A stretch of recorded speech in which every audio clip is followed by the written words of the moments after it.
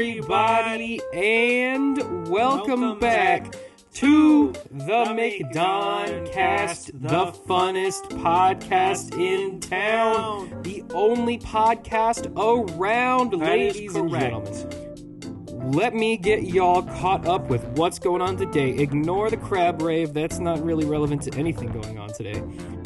Max, why you'd even mention it's there. It is definitely happening. Max is not here. I don't know if he's going to be joining us later or not. We'll see. We got some big reviews for you guys today. We have Mandalorian Season 3 just finished yesterday, so we're going to be talking about that. Super Mario Bros. The movie, which we were supposed to talk about last week and didn't have time to talk about. We'll be talking about that. We got Jonathan with some major allegations. We got Netflix. We got Twilight. We got Amazon. And we got Zelda. We'll be talking about all that stuff and more probably if we get off track, which we almost definitely will. We're gonna maybe dive into the current economic. Wow, yeah, bro, like, Ukraine's crazy, am I right? Yes, basically. Well, no, actually, that's not true, because that guy leaked a bunch of, like CIA files from the Pentagon. What? Oh, did you not hear about that? No. Yeah, so, like, an Air Force, like technician guy who had access to a bunch of, like, top secret, like, security because he was, like, worked on fixing their network, was leaking a bunch of, like, top secret files through a Discord server called Thug Shaker Central, to, like, his friends, who were, like, all fans of this one, gun YouTuber. Was this, like, U.S. military secrets? Yes, this happened, like last week. It was, like, huge news. What does this have to do? Well, a lot of the intel on the documents had to do with the, like, Ukraine's war strategy.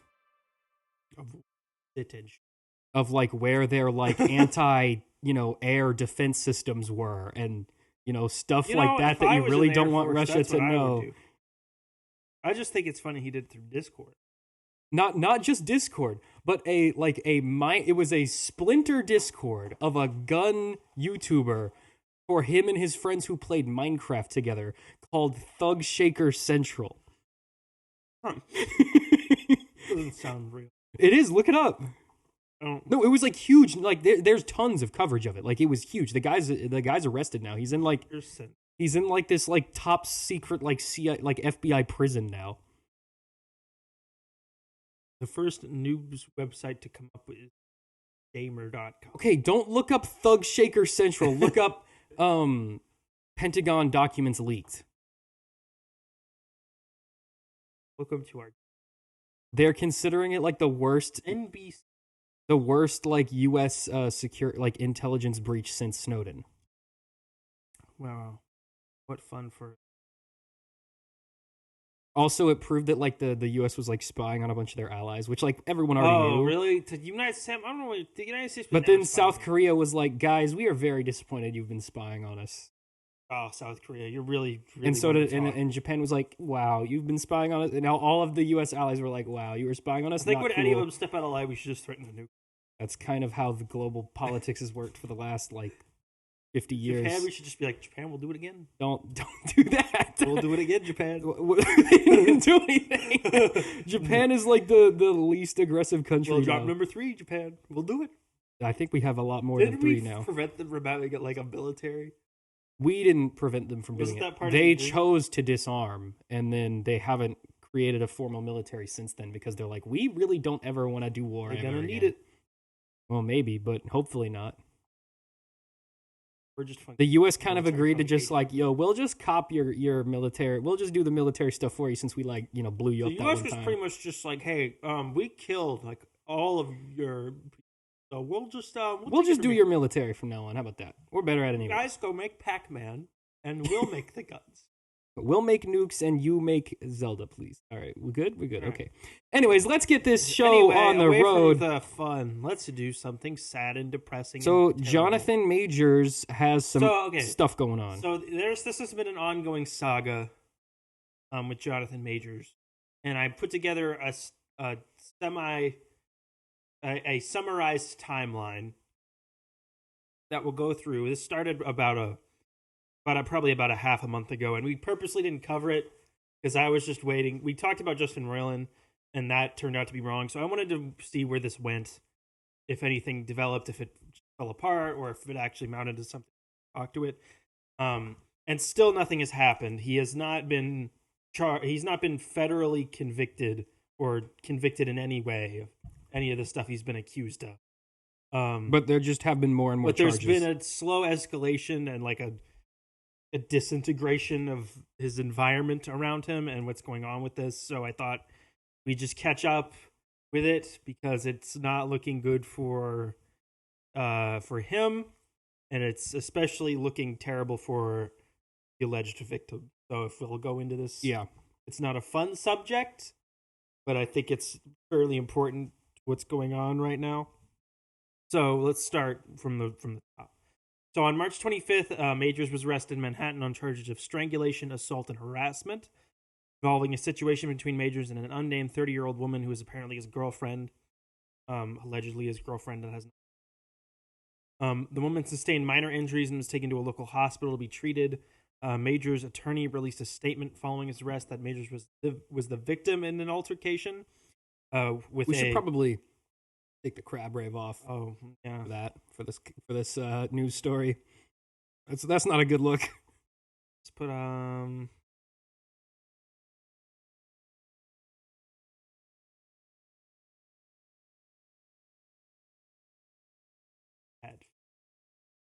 That's not any better. Just put the Jonathan. Where's the Jonathan Majors picture? You.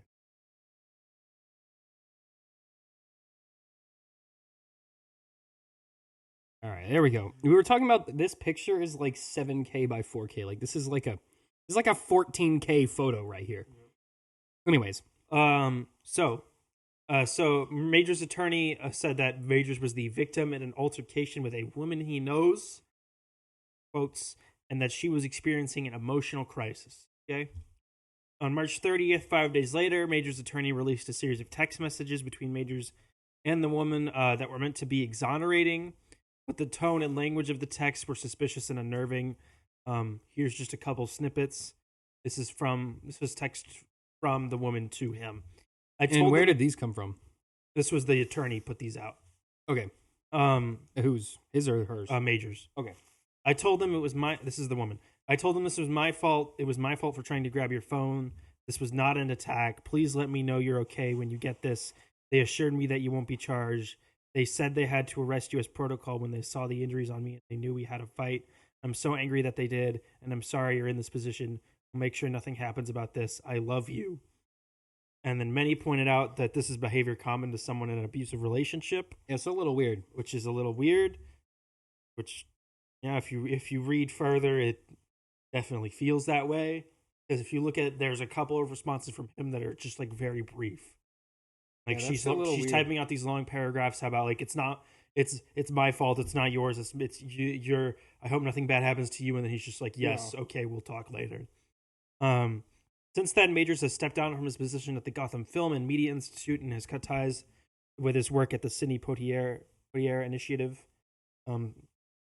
Within the last week, Majors was cut by his publicist at the Lead Company and at Management 360. He was dropped from upcoming projects, including an adaptation of The Man in My Basement, which is a novel, which he was going to executive produce as well as star in. He was also supposed to be the main feature in a season marketing campaign for the baseball team, the Texas Rangers. But that ad was scrapped at the last minute. That campaign was supposed to start Friday of this week.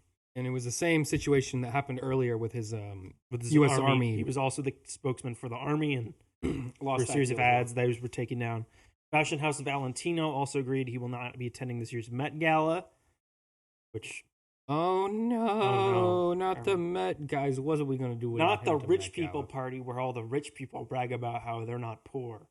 While simultaneously accusing rich people of being too rich. Remember that time that AOC went to the rich people party with a dress that said tax the rich and then did walk have wine with all the rich people? That dress cost several $1,000s.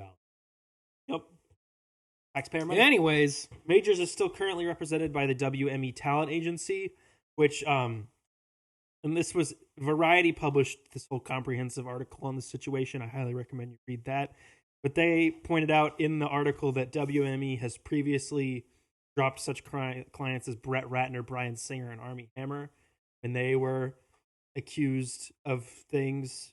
Of course, with Bryan Singer, those turned out to be very, very true. And Brett Ratner were both. What is the point of having a PR company if they drop you when you have stuff WME is like the talent agency. Okay, they're not so the it's not the they're not publicist. he Okay. was dropped by his publicity. His publicity people were No, the agency the dropping you, lead that I company in understand. Management 360 is his publicist. Yeah, that. WME is his like representation. He is still set to appear in Lionsgate's 48 Hours in Vegas, as well as Spike Lee's The Understudy for Amazon. And I think Disney has yet to say... Majors is set to appear in the Marvel Cinematic Universe as Kang in multiple high-profile projects, including Loki Season 2. He's already shot all of his material on. He's also signed on to appear in both the next Avengers movies, including the Kang Dynasty. He's and their Secret next Wars. Thanos. Like, he's their big bad. Kang Dynasty is set to be in production in spring 2024, so they have some time to work if anything happens. And he is reportedly due $20 million for each of those movies. Yeah. Disney is also heavily invested in him because they purchased his indie drama, Magazine Dreams, which was supposed to be released by Searchlight in December, and they were going to do a giant awards campaign for Best Actor for him. Yeah, they were going to go for a big push on that. Which now may or may not happen. This is really going to come down to he's set to appear in court on May 8th. Yeah, we'll see how this goes. And if that goes poorly, I would fully expect. So who's charging him now? Because if the this didn't even mention because the initial girlfriend seems like she didn't press charges. Okay, hold up. Let me pull this up. Sources familiar with the matter tell Variety that multiple alleged abuse victims of Majors have come forward following his March arrest and are cooperating with the Manhattan District. So it's other women, not the first. It's both. She pressed charges as well. The original one is the one that That's why he got arrested. But I don't think. And now there's more women coming forward. Yeah, but she didn't press charges. So who's pressing charges? I guess she must have. No, because she said that they did. She can't. You can't force someone to press charges. He was put in jail though. Yeah, but that was probably in response to. I guess she didn't, but he is going to be taken to court. I guess some. Yeah, there must be other people. Or she did say she wasn't going to, and then changed her mind. Later. Yeah, maybe I don't know. The prospect of more women waiting in wings would be a dramatic turn in the case, which comes on the heels of Major's public cutting ties with the DA, Major's representation, and Disney of all. Yeah, Disney I think has too much invested in him right now to say anything. I think Disney's just hoping that they're hoping it blows over. They're just sitting and crossing. They're doing an Ezra Miller because the thing about Disney is like if he hadn't already shot Loki stuff, I think they would have already dropped him. No, but he has Avengers stuff. It's the fact that he is already shot the next thing. They can't drop him now. But he's also already shot Ant-Man and like a million other things. He's shot the Ant-Man stuff and he shot Loki. I don't think he's shot. But because he's in the Ant-Man stuff, that's where like he's already in it. That's where they're going. It'd be really hard for him to back out now. That's what I'm saying. It's similar to the Ezra Miller situation, although Ezra Miller is, I would argue, way creepier. But the thing with Ezra Miller, though, is Ezra Miller wasn't not dropped because he had been cast as the Flash and it like appeared in Justice League. He was not dropped as the Flash because he already had he'd already done the movie it. The Flash. They're not dropping Majors not because they've cast him as Kang, that they've established him as Kang and Ant-Man. It's that he has already filmed this thing that has not come out yet. And they can't drop him now, and then he appears in the next thing. Yeah, like it's the same situation. That's what I'm saying. They would wait for Loki to come out, and then they drop him, and then they would do a different Kang. Yeah, because I mean, they dropped Gina Carano like that, but she hadn't filmed anything yet. I know, that's what I'm saying. Like since he has this stuff already in the works, they're like sort of teetering. That's what's keeping them from dropping. Yeah, because Disney will drop people like at the drop of a pin. Like they dropped Gina Carano for like one tweet. Yeah, like a tweet that like didn't even make a whole lot of sense. And this man has a court date. Yeah, we'll see. Yeah, not fun. We'll see what happens when it goes to court. Obviously, I mean, we don't really know. In a similar way. I don't think we'll follow what's going on. I don't think we'll follow it like week to week. I think we'll wait for like an actual decision. But Yeah. I think at this point, this is about as much as it's going to build up before the actual court. Probably good. An interesting. All right, let's move on. What is going on with the Netflix password sharing crackdown? Well, we talked about a couple of weeks ago. Yeah, we did hear that they were gonna roll out some changes to how they've about done their potential password sharing practices and how they had been started doing this in countries. By the way, their love is sharing a password tweet still up. Still up. Don't do it though. Don't do it though. We'll kill you. We'll eat your family alive. Yum yum, it's me, Ted Sarandos. It's me, Netflix CEO. Yum yum. Let's pull up what Netflix image. Here, actually. I know. This I think love is sharing password. Everybody just take a good look at that. And this isn't a screenshot, this is Twitter. This is Twitter on March 10th, on Twitter. 2017. All right. So as we get into this, we'll just keep that. Make it bigger, actually. Zoom on it until it's like the size of the whole screen. We're gonna make sure everyone can read that. There we go. Just verified Netflix account. It's got the yellow check. That's how you know it's a. It was posted on on the little box on the side for whether or not it's. No, the gold check is corporation. The little badge on the side is like affiliation with a specific company, and I think the ones they have as available right now is Twitter and the U.S. government. And then they also there's more. They also have a state-sponsored media label. No, there's way more. Those are the three that I've seen. I'm sure there's more. I think all the corporations. No, not all of them. Not even close. I'm pretty sure like the Muppets. Yeah, and that's just for being. Maybe Elon just likes the Muppets.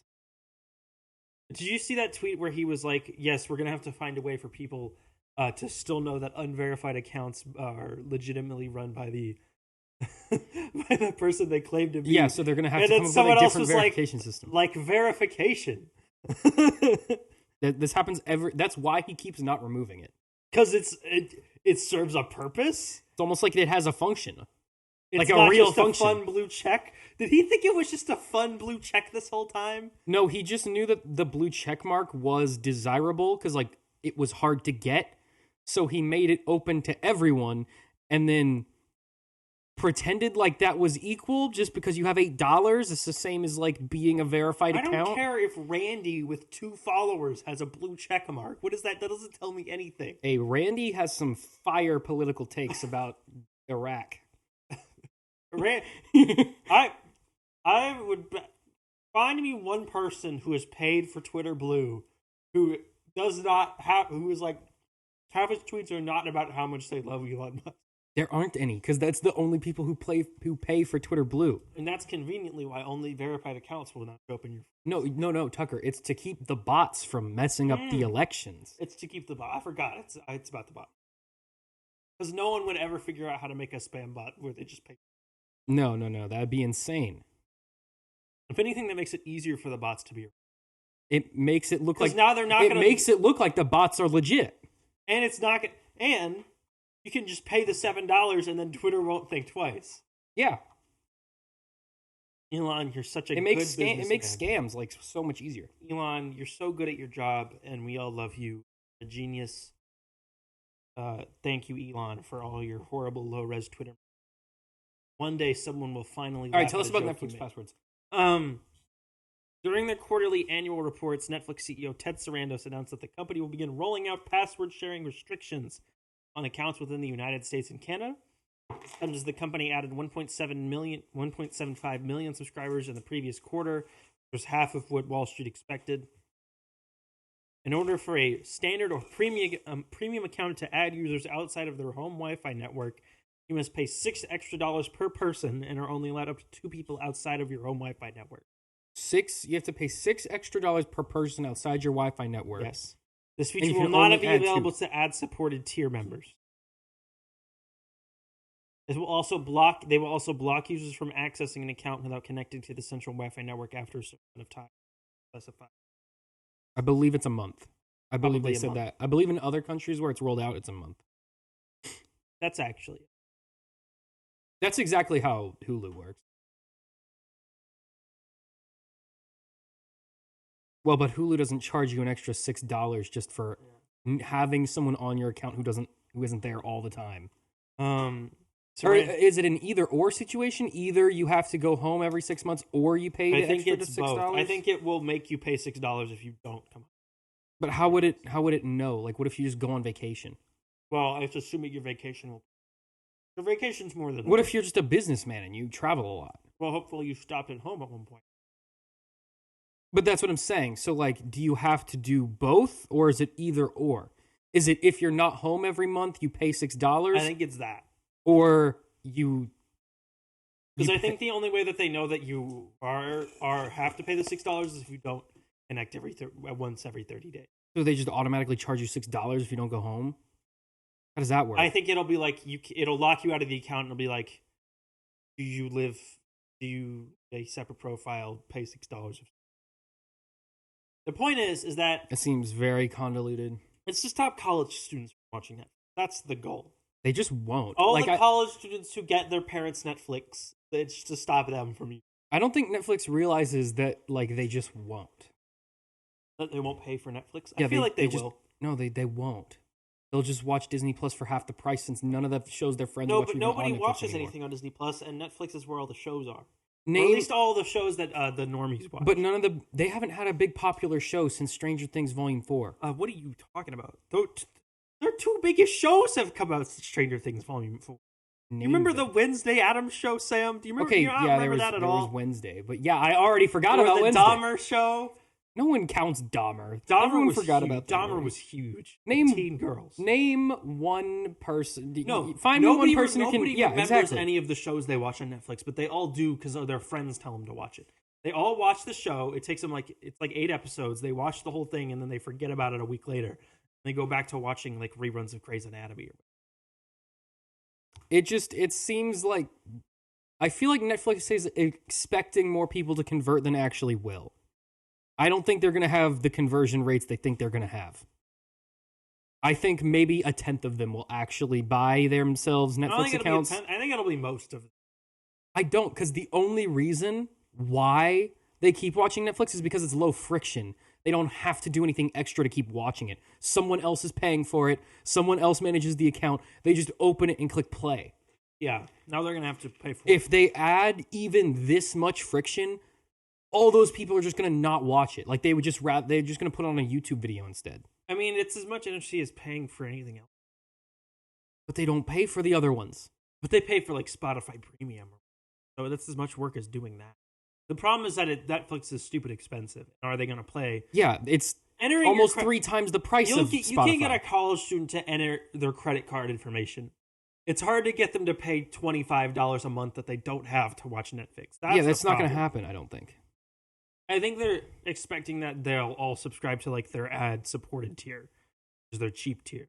I don't think they will. $10 a month instead of $150. Because you can't even get 1080p with that. No, you can't. But also, generally, people don't care.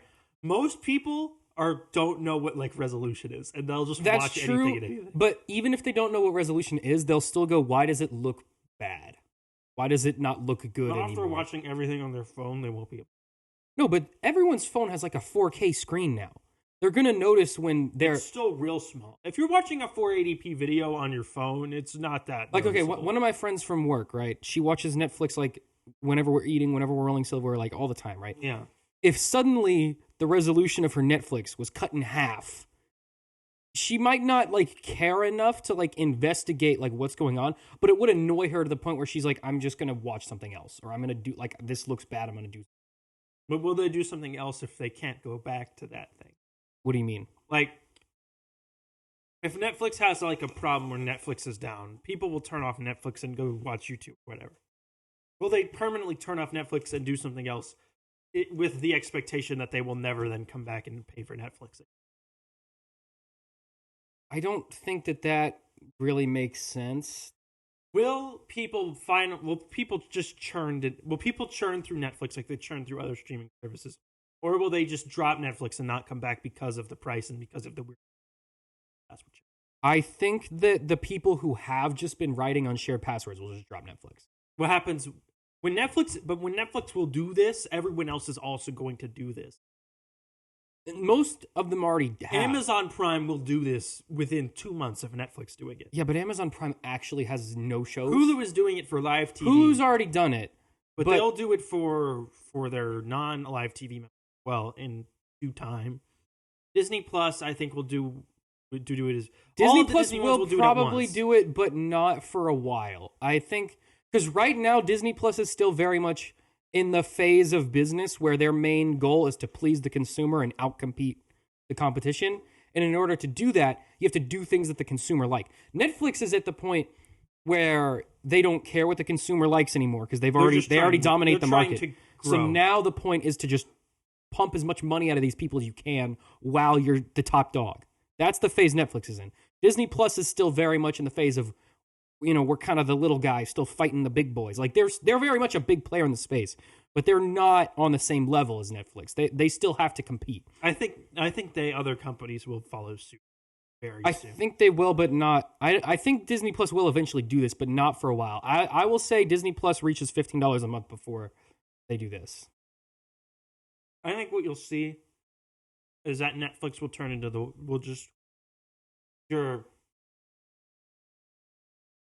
So churn when you talk about streaming services, there's a thing called churn. Because when somebody subscribes to say Apple TV Plus for 6 months, and then they leave. Ted Lasso comes out, and then they drop it, and then the next season comes out, and they subscribe, and then they drop it. That's churn. They're only watching for like 1 or 2 shows. They subscribe, they watch a couple things, they unsubscribe, and then they use that money to subscribe to another service or another show. That's churn. Pretty much there's 2 services that people generally don't churn on, and that's Amazon Prime and Netflix. And Amazon Prime, they only do it because Amazon Prime they don't free. churn because if they have like Prime shipping, they get it on a yearly basis. They're not buying Prime for Prime Video. They just have it. That's a side effect. You can. I think they finally made it so you can just buy Prime Video. No one does. But most people who have Amazon Prime just have Prime guarantee you no one for does the free 2-day shipping, and then they just have Prime Video too. Prime is, like I said, Prime Video is a side effect. And Netflix, they haven't churned before because it's the one that's been around forever, and they've had it for 10 years already. They just have the biggest backlog, I think. They have the most just binge background noise You're less likely to drop Netflix when you've had Netflix for 7 years in comparison to Disney Plus, which you've had for So the other services are constantly churning people in and out. Apple TV Plus has the most by far because they only have 2 shows. Because they have like 3 shows that people will watch. There's like Severance, Mythic Quest, and Ted Lasso. That's it. What I think you'll likely see is you'll start actually seeing people churn from Netflix. Because the people who have just been like using grandma's password this whole time will still want to watch certain shows, but they will no longer be willing to just let it roll over each month when they're not using it. Yeah. So, and I think that's the future of everything. You're just going to constantly, on a monthly basis, you'll look at this, you'll look at the list of services you're currently subscribed to, and you'll look at the shows that are coming out. And you'll connect the dots in which ones you actually want to pay for. You'll drop the rest, and then if you really want to watch something, I don't think most people are going to do that. I think that's too much friction for the average consumer doesn't want to touch. They don't want to change it. They just want it to work. They don't want to touch it. Which is why most people will just ignore the other services and just stick to Netflix. That will probably happen, but the only reason that... But that's what they're doing right now. I'm saying, will they no longer just stick with Netflix? Well, you're talking about the people who are paying for Netflix. Yes. Those people will not churn. Those people won't leave. The people who are actually paying for Netflix, they'll keep paying for it. I'm talking about, 20-year-old, random, college student guy who's not living at home anymore. He's not going to start paying for Netflix. No, he's not. There's no way. It's the most expensive by far. The content to dollar ratio isn't there. Like, it's what, like $25 a month for Netflix now? You could get Game Pass and, Disney Plus. Or you could get Disney Plus and Hulu and Disney bundle. You could get a whole bunch of different stuff for that. Like the dollar to content ratio is not there. And Netflix does have a lot of like big hit shows, but they're not big hit shows with the demographic who pays for Netflix.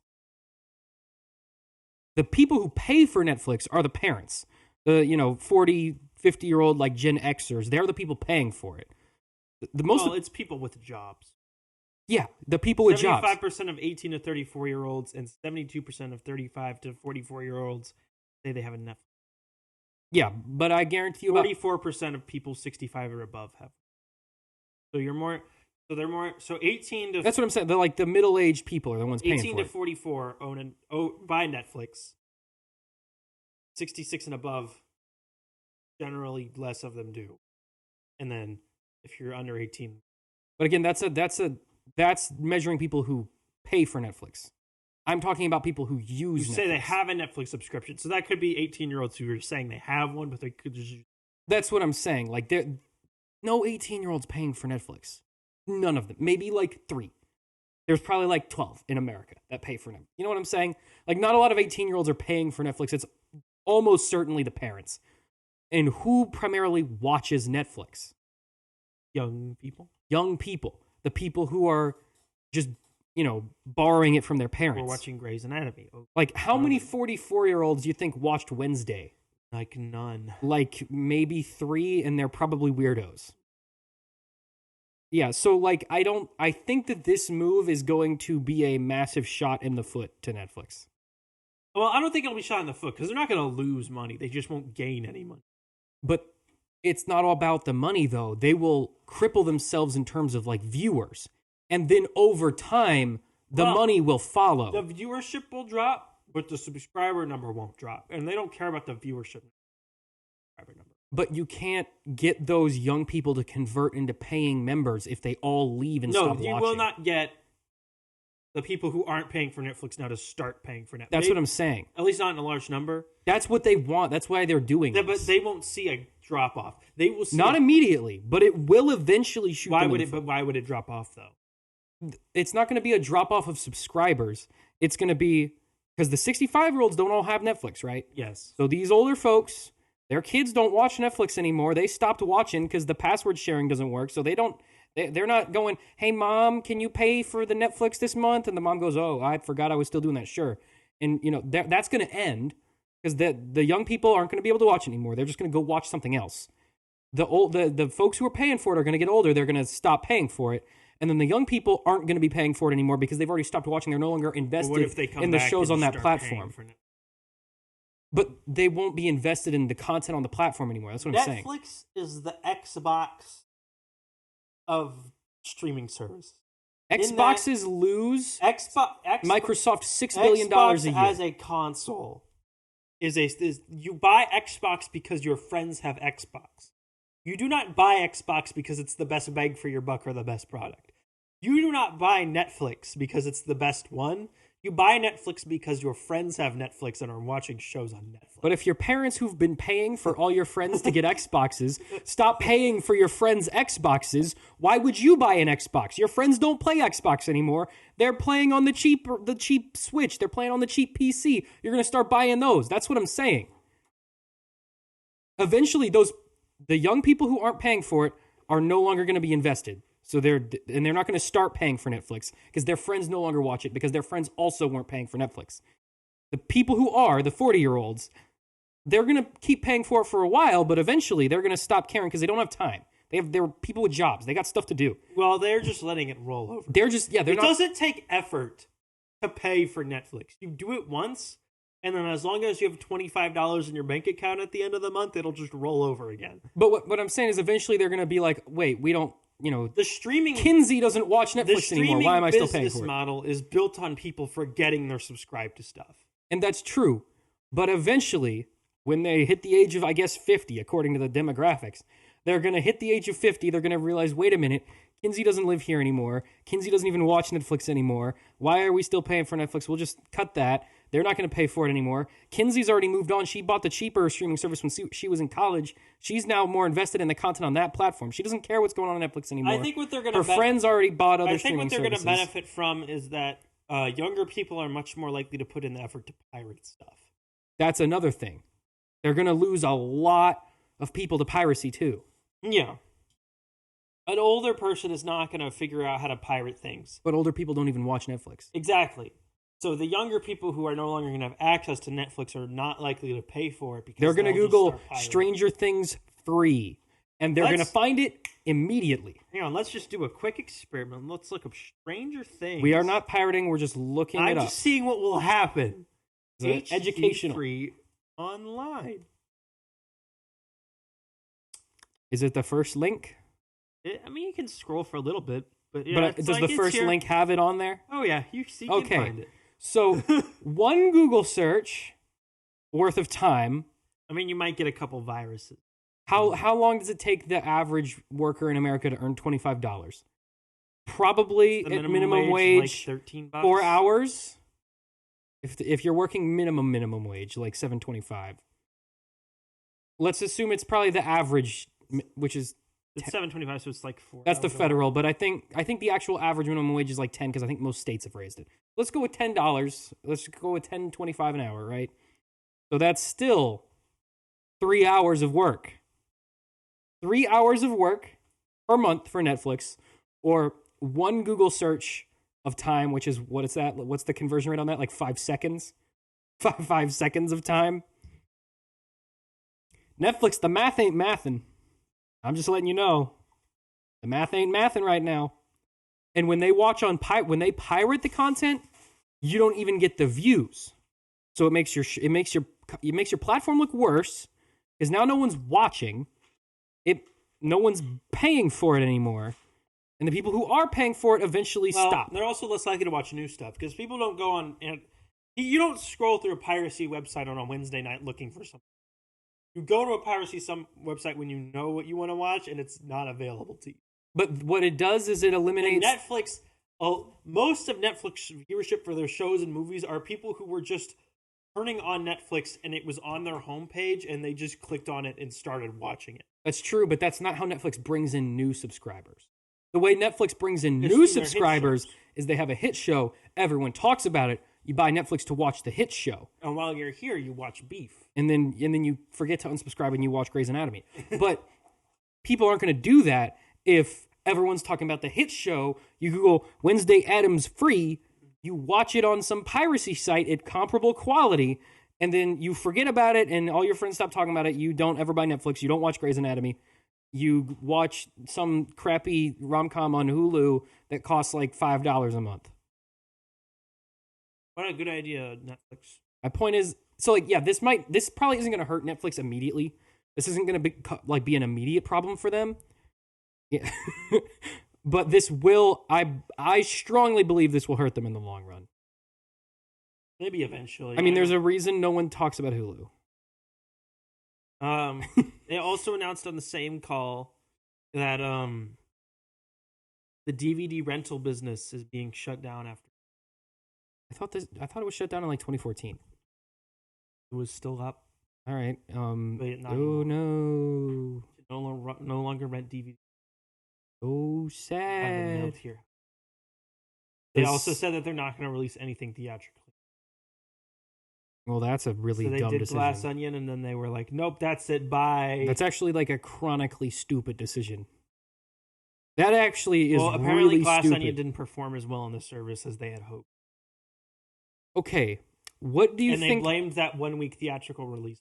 So here, Netflix. Here's what you do next time. Instead of doing whatever stupid thing you're doing, release your movie in the theater for a normal amount of time, and then tell us like how much money it made.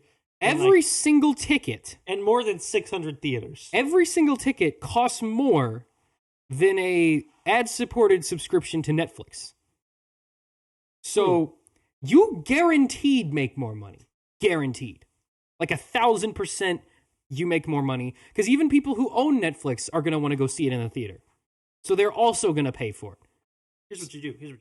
So I don't know why you chose to do this, but you were drinking stupid juice. You release the movie in theaters, all right, for like a month. Okay? Like a normal window. And then, 3 months later, release it on the service. And you have a... Sorry, Max walked in. What were you saying? About Netflix? Hello?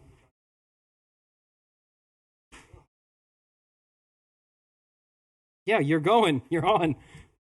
What was I talking about? Netflix passwords and something. Rug. What are you doing? Why are you having so many difficult... Why did you roll across the room? Oh, no, I did it again. Just get up and move your chair. There we go. Hold up. Give me 1 second. I got to figure out what I was talking about. You were talking about Netflix and passwords. Here's what you do. Release the movie in theaters. theatrical releases. You don't tell anyone when it hits digital. Okay, you just release it in theaters for a month. You let 3 months pass.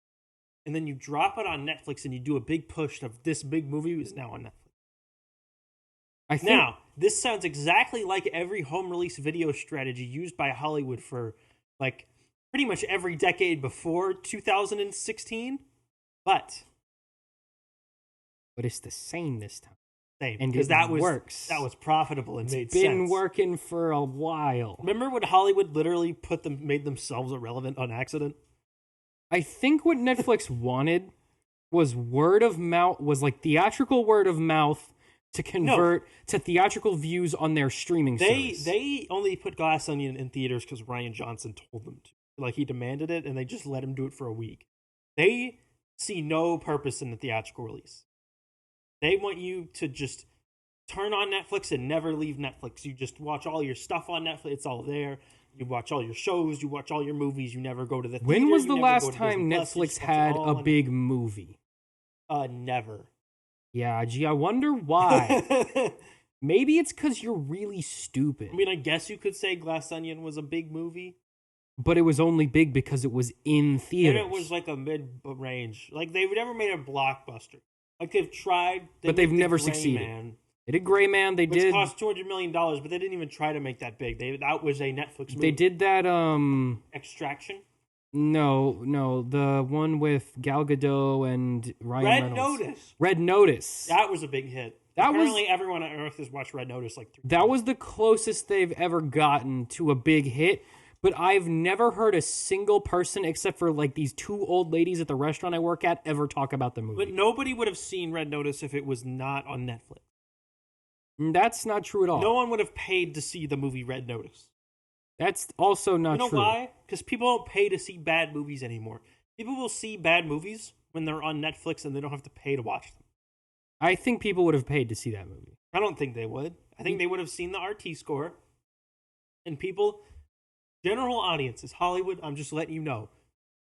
90% of people look at Rotten Tomatoes, and that is the sole reason they watch or don't watch a movie.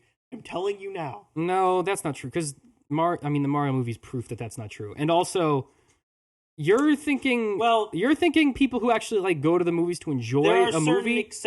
There are certain exceptions. Red Notice was made for the Fast and Furious type crowd. When the brand is bigger than like the audience perception, like when Mario was Mario, even if Mario was the quality of Minions, right? Mm-hmm. It still would have made $1 billion because people would still be like, well, it's Mario, I have to look at it. But when it's Red Notice, and yes, it's got 3 big celebrities we all love, but like, if they saw the RT score and it was 38, they would not care. I think that movie had enough celebrity hype and enough... And it had enough recognition for people to get to go watch it. And it wasn't made for the like... Dwayne Johnson, right? Black Adam. Big budget, big star. He was the only big star in the movie. Did not make money in that. He was the only named actor in that movie. It was still him, and it was DC, and it was big IP, and it was Dwayne The Rock But it wasn't a big IP. But it was Dwayne... DC is a big IP. Green Lantern, Ryan Reynolds, big IP, no money. But that's not a big character. You have to have the big Wonder character. Woman 1984, Gal Gadot, big character, no money. That movie made money. It did not. Not the second one. Okay, but that movie was like cartoonishly bad. What's the similarity? They're all terrible. The 3 that were released in theaters, nobody saw. The one that was released on Netflix because it was free. But that wasn't Rotten Tomatoes score. That movie was just actually hard to watch. Like, it was just actually horrible. They're all bad. Red Notice is not that bad. Red Notice is pretty bad. It's not as bad as Wonder Woman 1984. Not by a long shot. I would rather watch Red Notice than Black Adam, Green Lantern, or 1984. I don't remember literally anything about Red Notice. But I remember like sitting there with the family and us like having a good time watching it. We watched it. Having a good time is kind of... We got our candy and our snacks and Mama and Papa enjoyed it. It was a good time. If we had gone to see... Wonder Woman 1984, 58% RTs. If we had all gone Red to Notice, see, 36%. I think Red Notice is better than Wonder Woman 1984, like by a significant degree. Because I don't know. I blocked Wonder Woman 1984 out of my memory, and I could not physically retain anything. I can explain what's going on in Red Notice.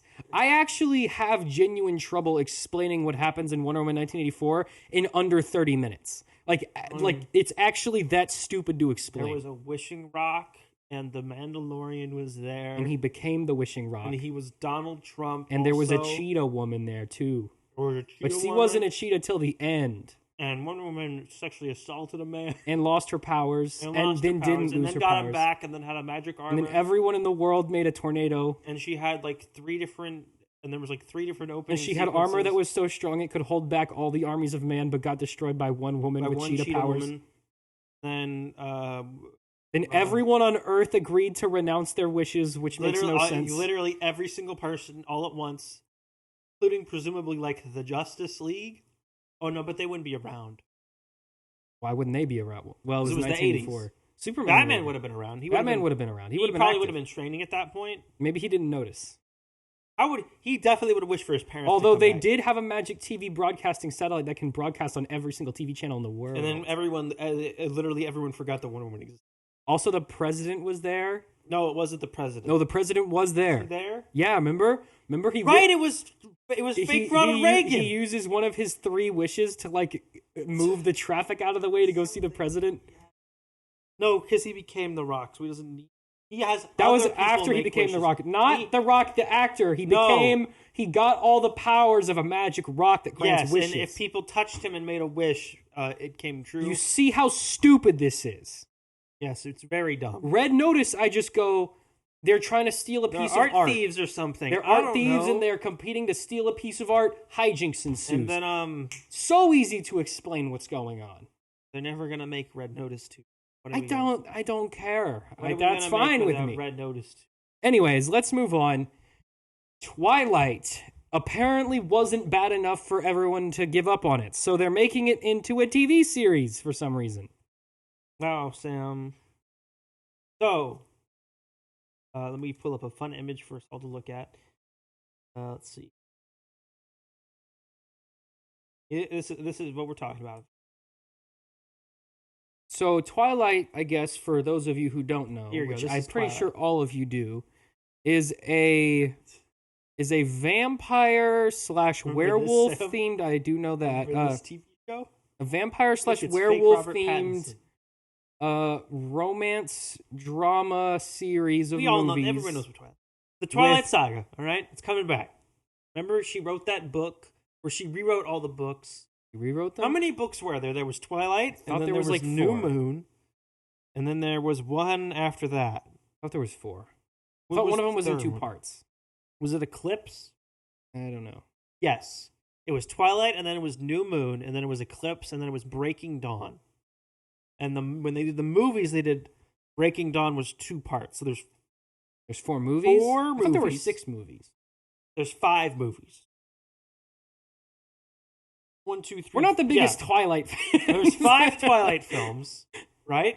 And then after they made all the movies, because Stephenie Meyer was presumably like in debt or broke or out of ideas, apparently they didn't pay her enough, I guess. She went back and she rewrote all of the Twilight books again, but now from what's his face perspective, the Wolfman. The wolf guy? So, you know how they're all Bella? Jacob, I think, is his name. No, Jacob's the Wolfman. Which one's the vampire? What's his name? Devin. I have no idea. Devin? I imagine his name is Devin. Let's go with Devin. No, what is his name? Elliot? Not Elliot. Or am I thinking of the character from Open? Definitely not Elliot. Elliot's the name of the deer. It's Edward. Edward. She went back and wrote them all from Edward's perspective, so that she could rewrite the same story. Okay, that's interesting. But now we're doing the movies again, but it's a TV show now. So Lionsgate TV is developing the project internally. Saneed.Daily is attached to write the script for the project, which is in its very early stages. Original book series writer Stephenie Meyer they want to have her involved in some capacity, although she has not been so far. No network has picked the project up, but they're going to start shopping it around here in the next couple of months. So Sam, Percy Jackson got 2 movies, That's a big one. and then now they're going to do a season by season, book by book television show adaptation. Makes sense. Harry Potter had a series of very successful multi-billion-dollar film franchise of very high quality with millions of fans. We're throwing all that in the garbage, and we're going to do it again now as a season by season, book by book TV show. Yeah, okay, makes sense. Twilight, multi-film saga, multi-billion-dollar franchise, millions of fans around the world. They were smut novels that were adapted into B movies. You're thinking of 50 Shades of Grey. No, I'm thinking of Twilight. The Twilight is less smut. Twilight is more weird vampire lore. Yeah, it's weird vampire lore and then more smut. I mean, it's all smut. It's very definitely. I would not even attempt to argue it's not smut. So, let's see. So none of them ever made $1 billion. The last one made $830 million worldwide. That's not bad, which is pretty good. So Twilight, millions of fans around the world. Throw that all in the garbage. We're doing a television show, season by season, book by book. So presumably they're going to do. So Percy Jackson will be at least 5 seasons. Harry Potter will be 7 or 8. Presumably, 8. yeah. It'll be 8. 8 if they adapt the Cursed Child. There's 7 base, or is there 8 base? There's Philosopher's Stone is the first one. Hold up. Something of the Phoenix is the second one. No, that's not the second. Chamber of Secrets is the second one. Something of the Phoenix. There's 7 books. Then there's 8 films. Cauldron of Something. Because they split the last Harry Potter book into 2 parts as well, so they could. Yeah, the book was in 2 parts, but they're like. No, the book was 1 book. The movie was 2 parts of the last book. Yeah, but the book is like twice as thick as like all the other. I don't think so. I think it's this. No, I've seen it compared to the other books. It's like it's significantly thicker. Let's go page. Half-Blood Prince. Page count. I can spell, and then we'll do... Because the first one's like relatively short, if I remember. Deathly Hallows. Well, they were children's novels. Yeah. 607 for Deathly Hallows, 670 Blood Prince. Blood Prince is... Oh, well, I remember it being... Again, weird. They stretched it out so that they could make more money. Yeah. But, so, Sam, it looks like we have a fun new trend in Hollywood. We're taking... Remember that trend of like 15 years where we were just making literally every single YA novel we could into a series of mediocre sci-fi films, right? This doesn't even make... Like, this trend isn't even proven to work yet. No, it hasn't. And they filmed the Percy Jackson show, and they all based it on the fact that was made. And the only reason the Percy Jackson one was made is because the movies were so bad. They never did all the movies for Percy Number Jackson. 1, they never even finished adapting the series. Mm-hmm. 2, they adapted it so poorly they literally Everyone couldn't adapt the rest of them. They actually wrote themselves into like a really stupid corner. And 3, there was actual demand. There's demand for it to be made. There's no demand for a Harry Potter or series. Twilight. Or Twilight. People hate the Twilight movies are so... But you want to talk Rotten Tomatoes scores? Pull those bad boys up. Let's look up Twilight 2008. Let's look at that RT score. Got a 49% RT score. All right, that's pretty good, right? 48? For which one? For the first one. Well, the first one's probably the best. Second one, 29. That's See, not a good score. This is quality films. 47 for 3. It went okay, back they up brought it back up. They brought it back up. See, they're getting there. 4 went to 20%. Oh, that's bad. Dip with 4, and then 5. Say they're going to save it. They're going to bring it home with 5. 49%, almost 50% with the. So the average is like 30%. And the final film, the big twist of that one was like it was all a dream or whatever. No, only the final battle. Was right, the big final battle was all a dream because they wanted to prove to the other guys that like we would totally. And then at destroy the end, Taylor Lautner falls in love with a baby. Well, to be fair, a literal baby. Edward is like 1,000 years old, and he fell in love with like a 17-year-old but the baby woman. is actually a baby. Okay, but relative to Edward, she's also a baby. At least, she became a vampire by the end, also. But she's like 18 years old. It's not as weird as falling in love with an actual baby. The age gap between them is actually less weird. Sam, there's age gap, and then there's falling in love with a literal baby. Was the baby like psychic or something? No. Why? How do you fall in love with a baby? Because the werewolf's like imprint on a person that's like their lifelong mate, and he imprints on their baby. So he's born and then imprints on or is it like Hotel Transylvania rules? It's Hotel Transylvania rules, although it only works one way. So the That's baby doesn't really have to be in weird. love with him, but he's in love with the baby. Okay, but that's like out of his control. Doesn't make it not weird. Yeah, that's still super weird. Anyway, Sam, Yeah, what else? This is a weird series. What other book series can we remake? We could do Divergent. Remember Divergent? No one remembers. We could do that season by season television show. We could do Maze What's Runner. the popular one right now? What are the kids reading these days? I don't know. What are the kids reading? Isn't there one that's like the Assassin something? I've seen a couple kids read those. Scythe. I've seen Scythe. Scythe's been a big Scythe, a lot of kids in which my I think grade that's read getting that. an adaptation on like Hulu. Hunger Games. They're bringing Hunger Games back with a prequel. We could do a Hunger Games series. They could do a TV show of that too. What else? What else was series? What else do people like? Shadow and Bone. They're doing that on Netflix. Oh, okay. You know, what's that one with the dude with the weird hair? Series of Unfortunate Events. You know how that's already They did that on Netflix. Yeah. So this time make them movies instead of making. Oh, they show. did. They did a movie, and then that failed, and then they did the television show, and you wanted them to do another movies again. We'll just keep you know ping-ponging Why not? back and forth. I think they will 100% because the next Hunger Games movie is not going to make any money. Like, I bet you a lot. I think the Hunger Games IP is kind of dead. No, no one cares. It's not going to do anything. That's what I'm saying. I think because like most of the time an IP will keep going on. Well, the prequel, no one will care because it's a prequel. But if we just do the first one again, then the prequel, like there's content to explore there.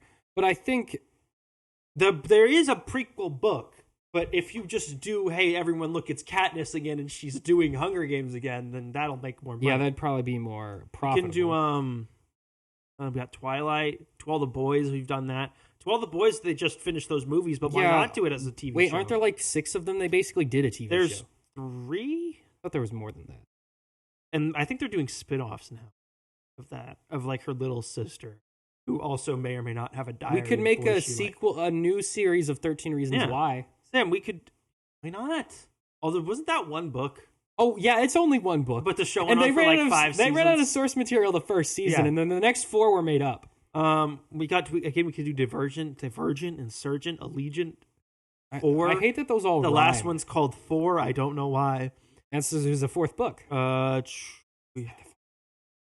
Sisterhood of the Traveling Pants. What? The Traveling Pants? Mm-hmm. Like that swimsuit from Phineas and Ferb? But yeah, I mean, they're pants. They walk around. Why are they a sisterhood? They're pants. Oh, because how do you gender? Because the sisterhood is not the pants. The sisterhood is the people who wear the pants. So then the pants don't walk around. They're a group of friends, and they all share the one pair of pants, and it's magic. Are they like crippled and they needed to walk? No, it's like I think they have like good luck or something. Or they just share? Is it just a group that shares a pair of pants? They all share a pair of pants. So it's just a group of regular women who share a pair of pants. Yeah, they're all like little girls though. This is a series of books? There's 4. That idea runs out of steam in like 5 seconds. There's the Sisterhood of the Traveling Pants, the second Summer of the Sisterhood. The third one is just called Girls in Pants. And then... Is it written by the guy who made like Cats and Hats? Sisterhood Everlasting. Was it written by like Dr. Seuss? We could do Princess Diaries. Isn't there's a bunch All of the those. Places You'll Go getting an adaptation? Yes. Like 2028. Yeah. They're doing an animated film. That makes no sense either. Or also. We could do this. Remember when they did all those YA like serious adaptations of like Cinderella? No. Do that.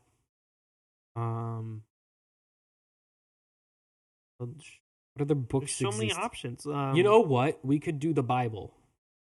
They already did that. Nah, but what was that furry book that everyone read? No. Remember you know the furry book? No. Do you remember those? It's about cats or something. Oh. Warriors. Warrior. No, that's not furries though. Those are just regular cats. I know, but all the furries read them.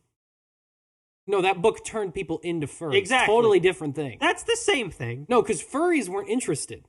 Normies were interested, and then they later became furries. Well, now we have a whole new demographic. No, you can't adapt those. Why? Because they're cats? No, you don't understand. Those are unadaptable. Why? Incest, murder, rape. So they did it in Game of Thrones. That was Game of Thrones. These are cats. We could do it with cats. These are cats. What if we did Guardians of Ga'Hoole? They did. What if we did that? No, but as a TV show now. Adapt all 30-something books. That'd probably be good. One season at a time. Yeah, actually, that makes more sense because that's like a Percy Jackson thing. Because the movie was like awful and didn't make any sense. By the way, there are because now that the Snyder cult has arisen, there are now people who will legitimately try to defend the Owls of Ga'Hoole as a good film. It looks incredible. It is so pretty. Such a pretty movie. Story is brain dead. No, it's a stupid movie about dumb owls. But it looks really cool. Guys, just because Zack Snyder... I get that you love Zack Snyder, and you would kill for Zack Snyder. But they poop out their mouths. And you would take your pants off and waggle your wiener around for Zack Snyder. What does that even mean? Whatever he wants you to do, right? You love Zack Snyder, you'd do anything for him. But you can like his Justice League stuff without having to pretend to like his entire filmography.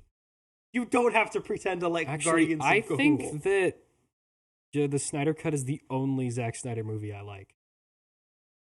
Because I've seen Army of the Dead. That's like one of the worst movies I've ever seen. Like genuinely one of the worst movies I've ever seen. You hate Army of the Dead. It's so bad. But he did the Dawn of the Dead. I've never seen those, so I don't know if those are good. That's his best movie. I've seen Guardians of Ga'Hoole, and it's really bad. So Dawn of the Dead was his first movie, right? You know why? You know who wrote it? Someone else. James Gunn. It makes sense. But yeah, it was 300. I haven't seen 300. Actually, I think I have. 300's fine. Legend of the Guardians, the Owls of Ga'Hoole. That's not how that sentence goes, but all right. Well, that's the title of the film. No, I know that's the title, but that's not how $80 million movie. You know Helen Mirren plays an owl. You know how good that movie is? A month after release, it was playing in like the Gaddy Town like diner theater thing. Joel Edgerton is an owl. Helen Mirren is an owl. They're all owls. It's about owls. Sam Neill plays an owl. You know what though? You know the Warrior. You know who Lee Winnell plays? You know the Warrior Cats books? An owl. I'm not talking about those. You know the Warrior Cats books? Yeah.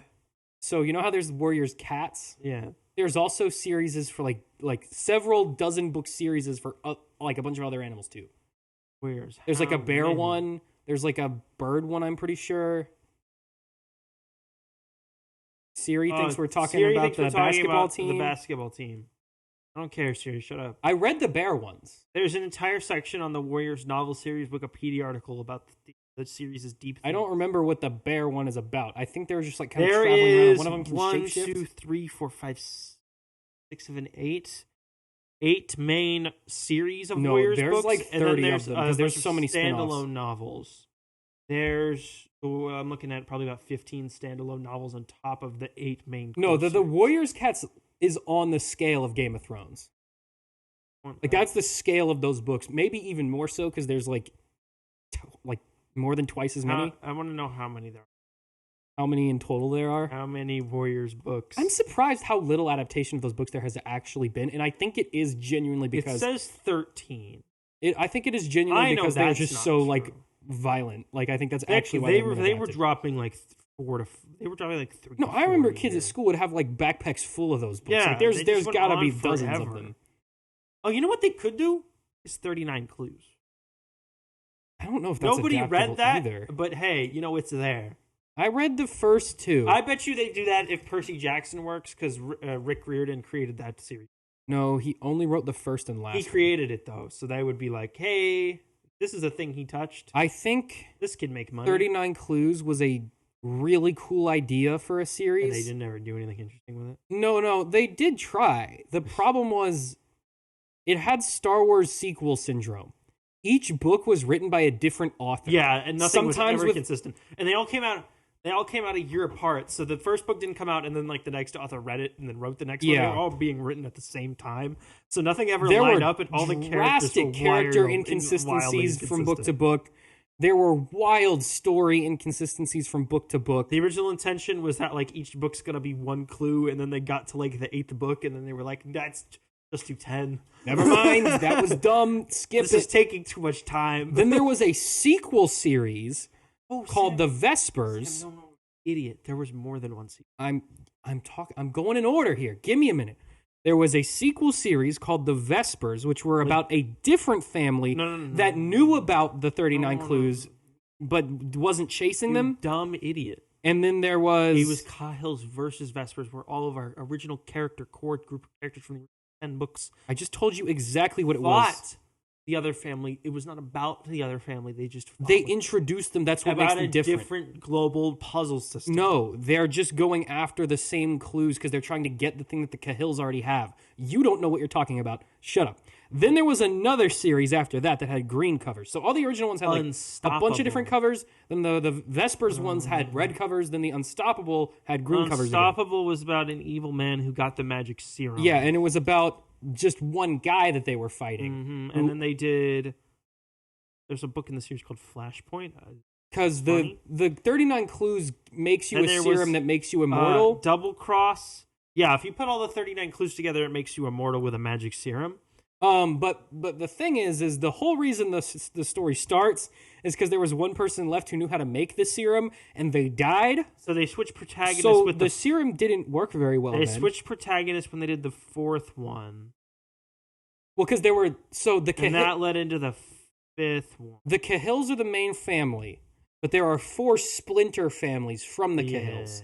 Then there is one branch of the Cahills that is still the Cahills. They're the main characters for the first 3. Then it switches perspectives to different families, eventually aligning all at the end with the last one. I was just naming books. Then they introduce a totally separate core family, the Vespers, who also have splinter families, but then they start fighting the Cahills. Butt faces. And then there's the Unstoppable ones, which I didn't even bother to learn about or read. Vesper. Let's move on. Talk about Amazon. What is Amazon? They're developing movies and series. What's up with that? Sam.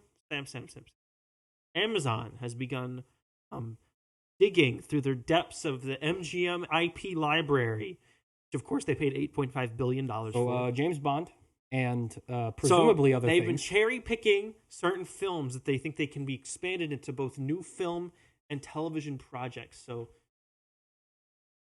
just go to Wikipedia. Let's see what their IP stuff. I don't think that's one of them.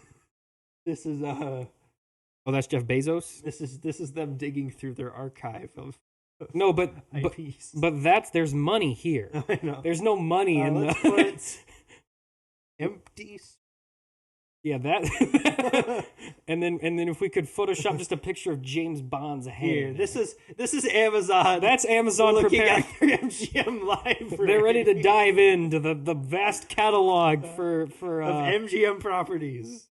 Yeah. So what? So Sam, let me read some of these IPs they've targeted. All right, let's do it. RoboCop. Oh yeah. Stargate. I think actually people do want them to make more Stargate stuff. Legally Blonde. That's not. There is a fan base for that, but I think it's kind of done. Barbershop. That's just The Magnificent Seven. That's not an IP. Pink Panther. Maybe the Thomas Crown Affair. What? Of course, these are the ones they've targeted. So these are the ones they're picking to pursue. These are the cherry picked ones that they're looking at. Oh, this isn't just the list of all of them. No, this was not like they're picking from this. These are the things they've already picked. Oh, that's not a good sign. So, according to Deadline, Legally Blonde is being considered for both a film and a television series. They're just with a movie likely coming first because Legally Blonde 3 has been in like development hell for like 10 years now. There just literally isn't enough like plot to make a series out of that. We'll try though. Stargate, they're going to do a film and multiple TV series out of that. I'm pretty sure people have been demanding that for decades. There's a bunch of Stargate. There are like... No, I'm thinking of Firefly, which is a different show about a magical space game. But Stargate, there's like a bunch of stuff with Stargate. But but no one cares. That also has like a couple of the really dedicated fans. Yeah, but it's not the same as Firefly. RoboCop, same. They're gonna do a movie and a TV show. They're gonna do a TV show first. Yeah, that's not gonna go anywhere. They've been talking about that too. There was talk about doing forever. They've been trying to do a RoboCop TV show, but set it before RoboCop.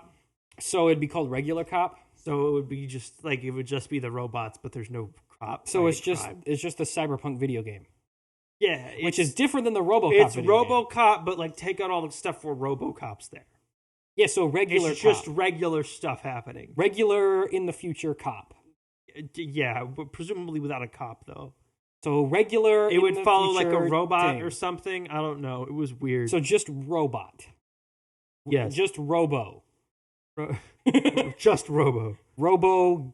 So RoboCop, they did RoboCop 1 in 1987. That was a big hit, right? and people think it's just a dumb action movie, but it's really like a satire of capitalism. But they're not gonna. That's not gonna be. It's cyberpunk. It's literally cyberpunk. Just before that was like a popular. If you're thing. thinking any of these like original films with themes is actually going to carry over, you're a moron. RoboCop. No, they're gonna skip right over that. When they do RoboCop 5, it's definitely just going to be a dumb movie where a robot cop shoots guys for no reason. Yeah, the original one was about like how like capitalism had ruined society so much they were willing to bring back. And they were this living in a dead police state. They were living in a police state that was so unkillable that one of them died, and they brought him back as a super cop to kill people. Then they made RoboCop 2, which probably didn't make any money. Then they did RoboCop 3, which maybe made money. By RoboCop 3, I believe that was PG-13. It stopped being like they just started being like a dumb kids film. Yeah, at that point it did become. And just then like they a hokey remade the film. first RoboCop with Joel Kinnaman and that's like the Black Armor one that you. And that one did not make money, but they're gonna try again anyway. That one was basically Alita Battle Angel. Yes, like it was a dude instead of a robot. They're developing TV series based on the movie Fame off Barbershop. What is Barbershop? The Magnificent Seven. Barbershop is that comedy series about Barbershop. I think it's Ice Cube. Was it from like the 70s? I've never heard of that. No, it's from like I want to say like the early 2000s. I don't want to look up Barbershop because that won't give you anything. Well, no, it'll just tell me where they did Barbershop. Yeah, they did Barbershop 1 in 2002. Wait, it's a movie? Yes, it's a film. Oh, I thought series. this was a TV show. It's Ice Cube. They're gonna do a TV show. Based off the movie. Then they did Barbershop 2 in 2004, and then they did a third one. Is it like a comedy? Yeah, then they did a third one 12 years later. Okay. And I think that one was direct. I want to say that one was direct to video. That one I feel like you could probably make stuff out of. Like, I feel like you could make like an Office You just style. do a goofy thing where you just make it into a sitcom. It's just Kim's Convenience, but it's a barbershop. You turn it into a sitcom set in a barbershop. Yeah, it's just Kim's Convenience in a barbershop. Magnificent Seven is already a remake of the Seven Samurai, but with cowboys. Which is like 1,000 years old.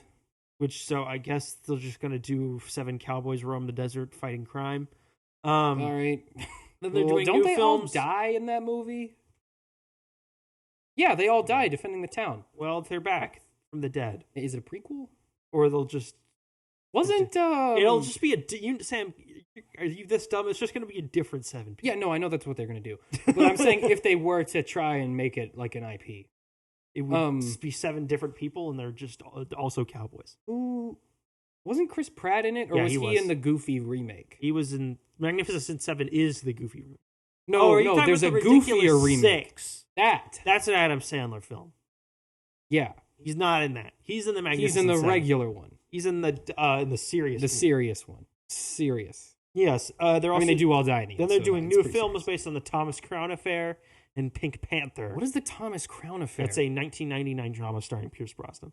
What? Okay, sure. Pink Panther, that one's maybe going to be animated. So presumably that one would be about... That one is so easy to make. So they did things out of. So Pink Panther, they did the original movies in, I believe, the 60s. Which are like goofy parodies or of the Sherlock 70s. Holmes.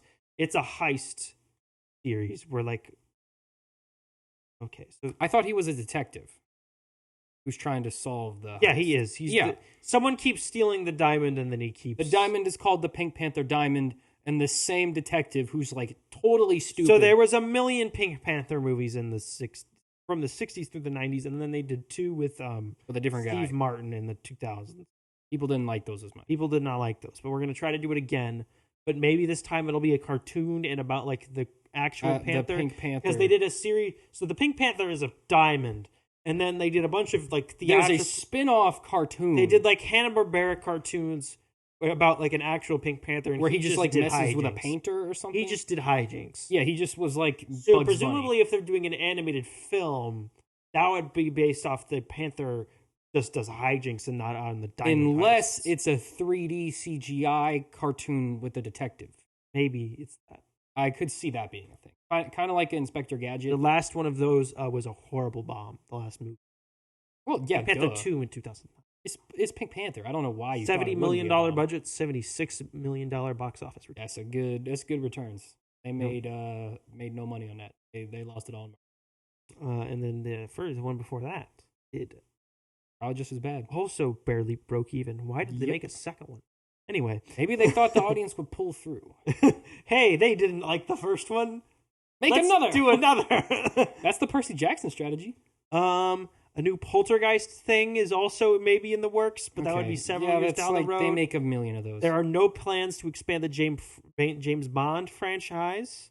I think they're sitting on that for a while. They're waiting for the producers to figure out what they're going to do with that. They're waiting for the Broccoli's to cast someone. Yeah. And then they signed a deal with Balboa Productions to develop more Rocky and Creed spin-offs. All right. Cool. So that's their IP well, Sam. Are you excited about any of these things? No. Are you remotely interested in any of these things? I forgot most of them already. RoboCop, Legally Blonde, Stargate, Thomas Crown Affair, Pink Panther, Poltergeist. Yeah, no, I don't care about any of that at all. Rocky? I have seen Creed 3. What if we remade the Lord of the Rings books, but each book is now a season of television? Then I haven't even seen the original movies. I've seen the first... Actually, okay, I'm not entirely sure if I've seen the whole first movie or only the first half of the first movie. What part of the movie do they get to the Elf Kingdom at? It's like the middle. Okay, then I've only seen half. It's maybe like an hour and 15 minutes in. I remember the part where they're walking and the water horses kill the ghost guys. Yeah, that's like an hour in. And then they just sort of magically teleport to the Elf Kingdom after that. They don't. How do they get there? Frodo gets poisoned. Yeah, I know he's poisoned and then he passes out and then they just wake up there. And then, what's her face? Aragorn's girlfriend. Girl elf. Comes and gets him. Yeah, but we don't actually see that. Yeah, you see it. I thought he's passed out and then he wakes up. Yeah, because he passed out. You see her running away. They get to the river and then you don't. That's what I'm saying. You don't see them go to the kingdom. You're just saying teleport them go. There. You assume that that's where they go. That is where they go. Well, it is where they go, but I'm saying you don't see them. No, you don't see them like step by step just clop into the kingdom on horseback for 5. Well, like they never walk through the gate of the castles. Like they just don't because that's he just wakes up and he's. They there. probably do in the extended cut. I don't know. Maybe I haven't seen it. Anyway, Sam. Amazon, was it worth the $8.5 billion? No. They're going to lose money. None of these are even billion-dollar IPs. Like not even remote. Own. Maybe James Bond. Maybe that if it got more popular than it already was. But also, what do you do with James Bond other than just make James Bond movies? Really, that's all you have to do. Make James Bond. But like, how do you expand it? You just make more. But you have to do spin-offs. You don't. You just make more of them. You have to do a franchise. You have to franchise. Make a movie about James Bond. Make a series. Okay, here now you're talking. Now you're talking. Hang on. Let me. Here's the pitch. All right, it's called. Right. Yeah. It's called. I'm Amazon. I'm listening. Q, the origins of James Bond's equipment manager guy. I love this. Can we call it? I think people will be confused. So can we call it Q : the origins of James Bond's handler? Yeah. No, that's what I'm saying. Call it exactly that. Yeah, let's call it that. Except for James Bond's not there. No. It takes place in the 1950s. Sure.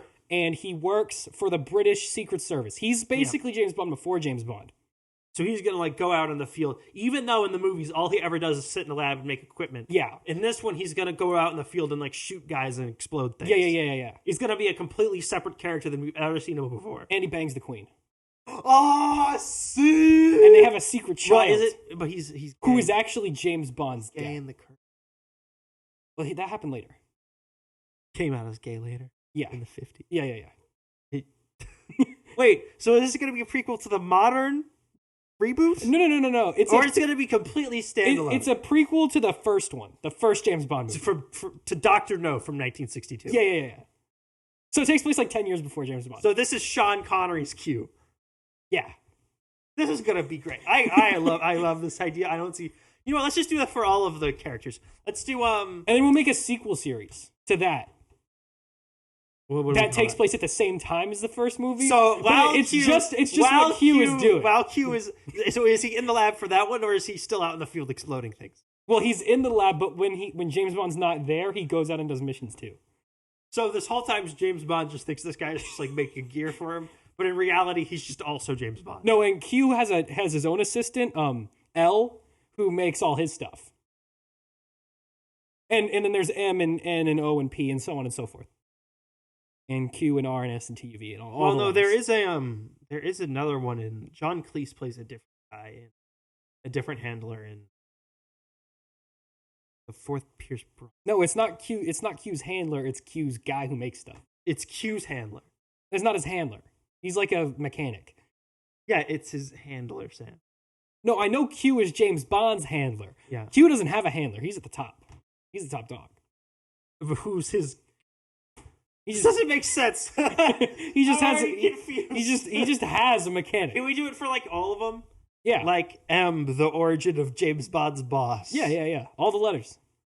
Moneypenny, the origin of James Bond's boss's secretary. We'll call that one MP. MP. So we keep the letter theme going. Okay, so we want to keep it consistent with the brand. Yeah, and then we'll call it the Alphabet Saga. And it'll just, each one of them will be one letter. The Alphabet Saga.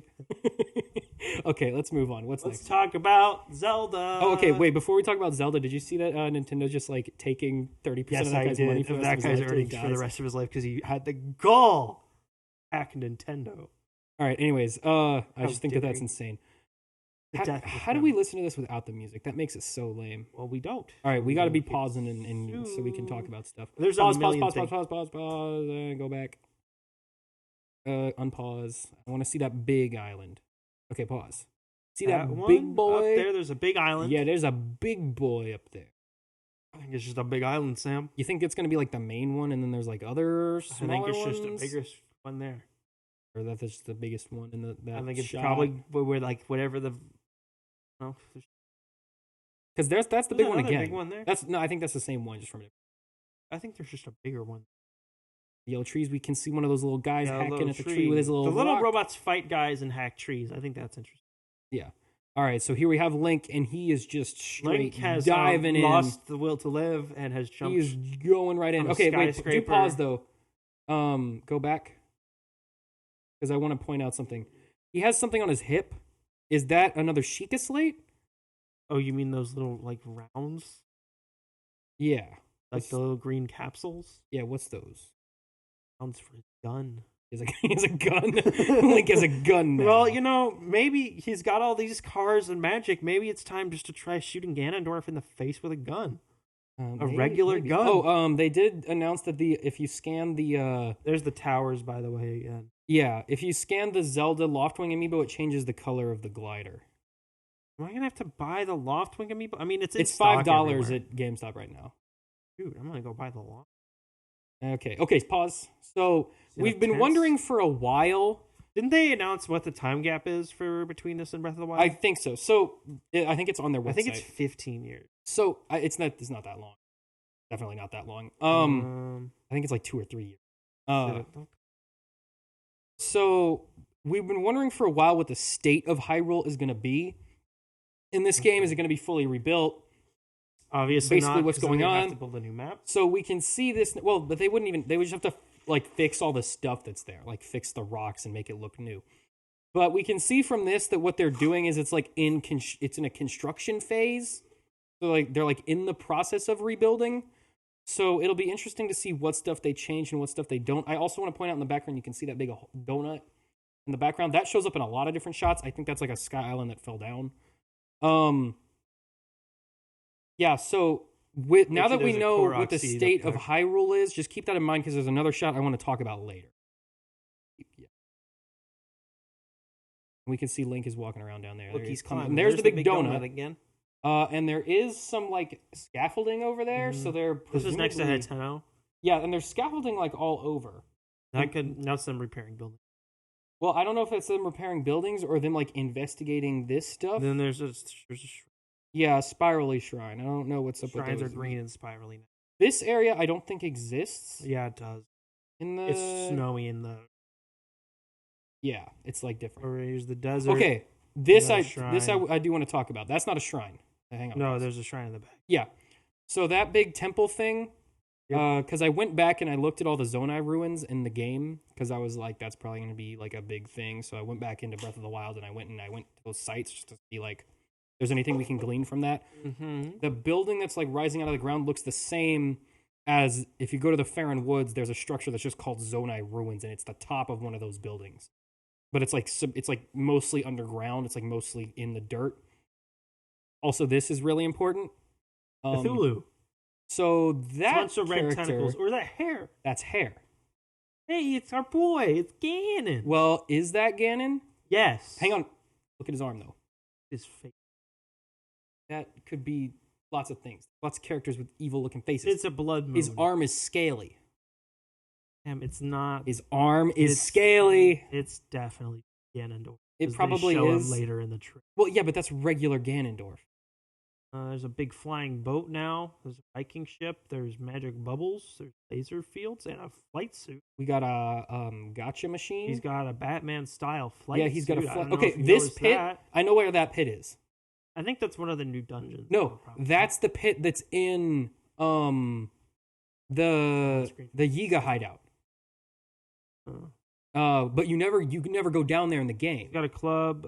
Yeah, here he is, like Bokoblin. spinning a staff on a horse, and he's like going into with a battle. helmet. He's on an elevator. Okay, who's Who that is guy? that guy? So I know who that guy is. Who's that?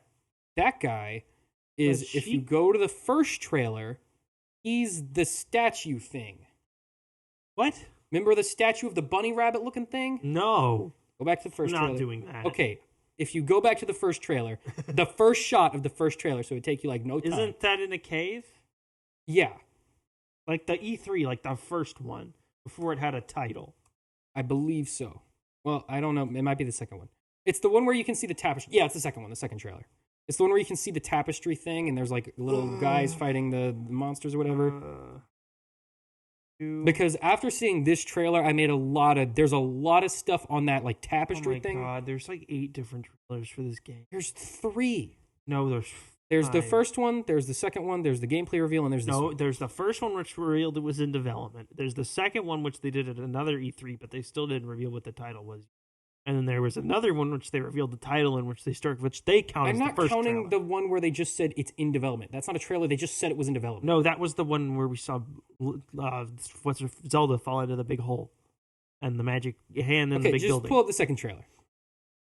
I'm trying, but when you search trailer 2, they count trailer 2 as the second trailer after the title was revealed. See my dilemma here? Okay, just find the. I'm looking. You know the here trailer. we go. E3 2021. All right. You see the tapestry thing? I'm looking at ashes and big goo and more goo. The part where it slows down and just pans over the I like see a rock skeleton carving. man. I'm really just looking at a lot of goo here, Sam. Hey, then that's not what I'm talking about. Obviously. This is a long. Not here. Then go to the first one. I'm not doing this right now. Okay, fine. I'll pull it up then. What does it matter? Yes, because we know basically the whole. You're story. the only one who makes me do homework to watch video game trailers. So little work. Oh, here it is. I found it. Okay. Do you It's see in the first. It's in the third trailer. Yeah. Okay. It's in one of them. But yeah, that guy. It's the that little guy. stone thing, And the way I we also know because he has a third eye on his head in the trailer. That one has a third eye, but it's closed. Here. I think it's this. See, closed third eye. Closed. Same as that. Yeah, that is. Yeah. Now I want. Maybe it's the same species. Now go a little bit further in this trailer. You'll see a figure that we assumed was Zelda, but she has really long pointy ears, and she has 3 little teardrop on the wall, or like it's on the wall again. Yeah, it's the little. It's the one with her hand cupped like. The okay. one that's obviously Zelda. Yes. You see the number of teardrops she has carved 3. under her eye. Yes. Okay. Keep going. We'll get back to that. He has several, but we'll get back to that. I'll show you later. Kona. So we have a big mech coming out of the thing. Links. Okay. This is also fresh and new. Is this castle rebuilt? Because the rest of it wasn't rebuilt. This could be the start of or the is game. this in the past? Probably the. But the rest of the town wasn't fixed.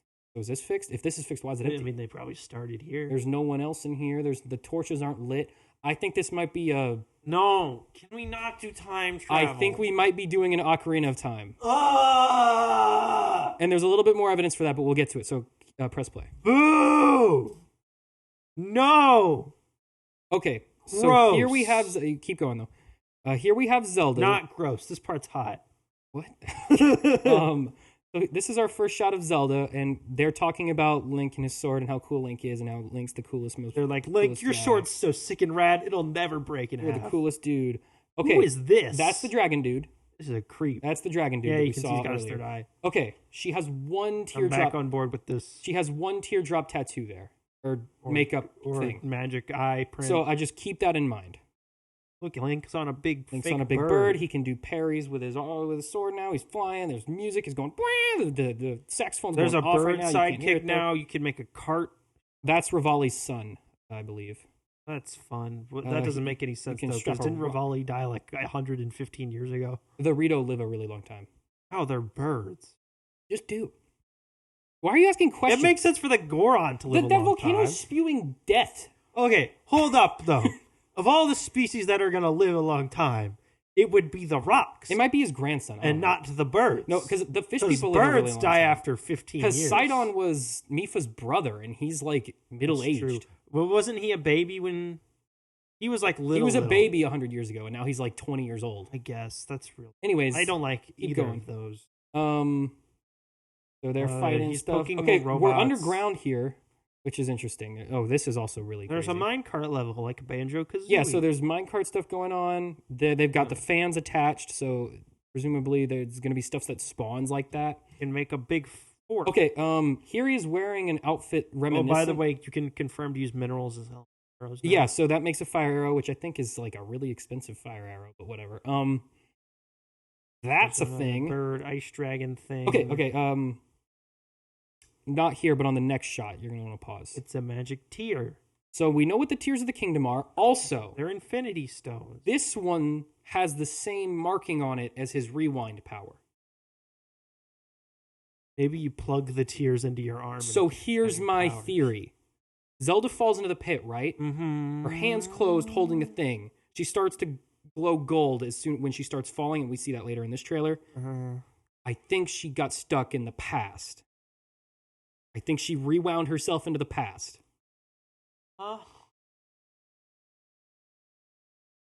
What? So that it's got the rewind logo on it.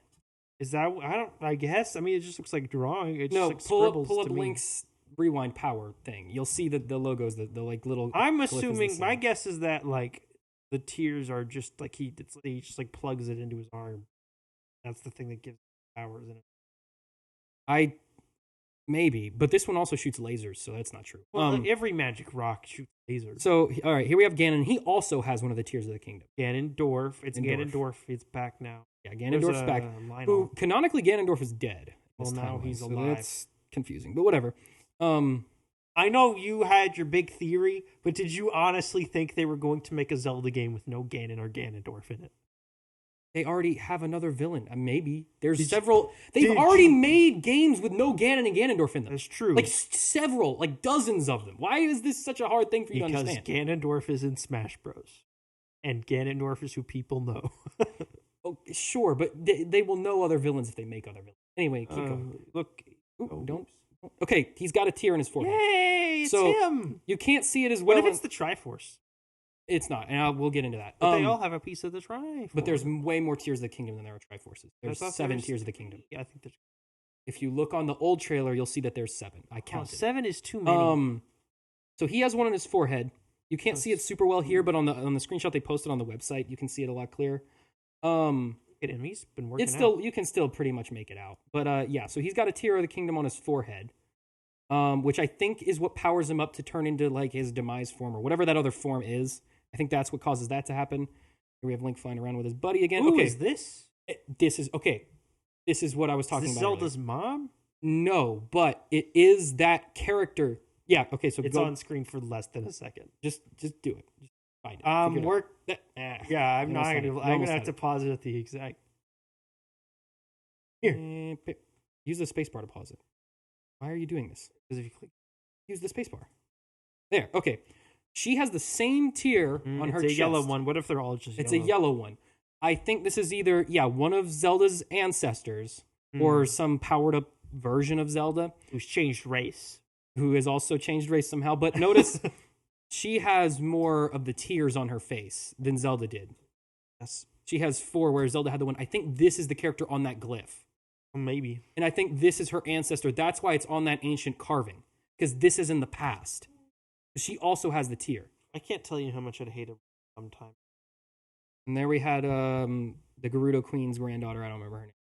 Rita or Rika, something like that. Hey, it's Sidon's back. Sidon, and he's the king. Also, now. okay, he has this like glowy web stuff around him. So did Rivali's grandson or Rivali's I think descendant. it's probably just like you're related to those hero. I think they also have Tears of the Kingdom, because if you go back, yeah, okay, you can't really see it very well. If you pause like at the right time, he has one of the tears right there.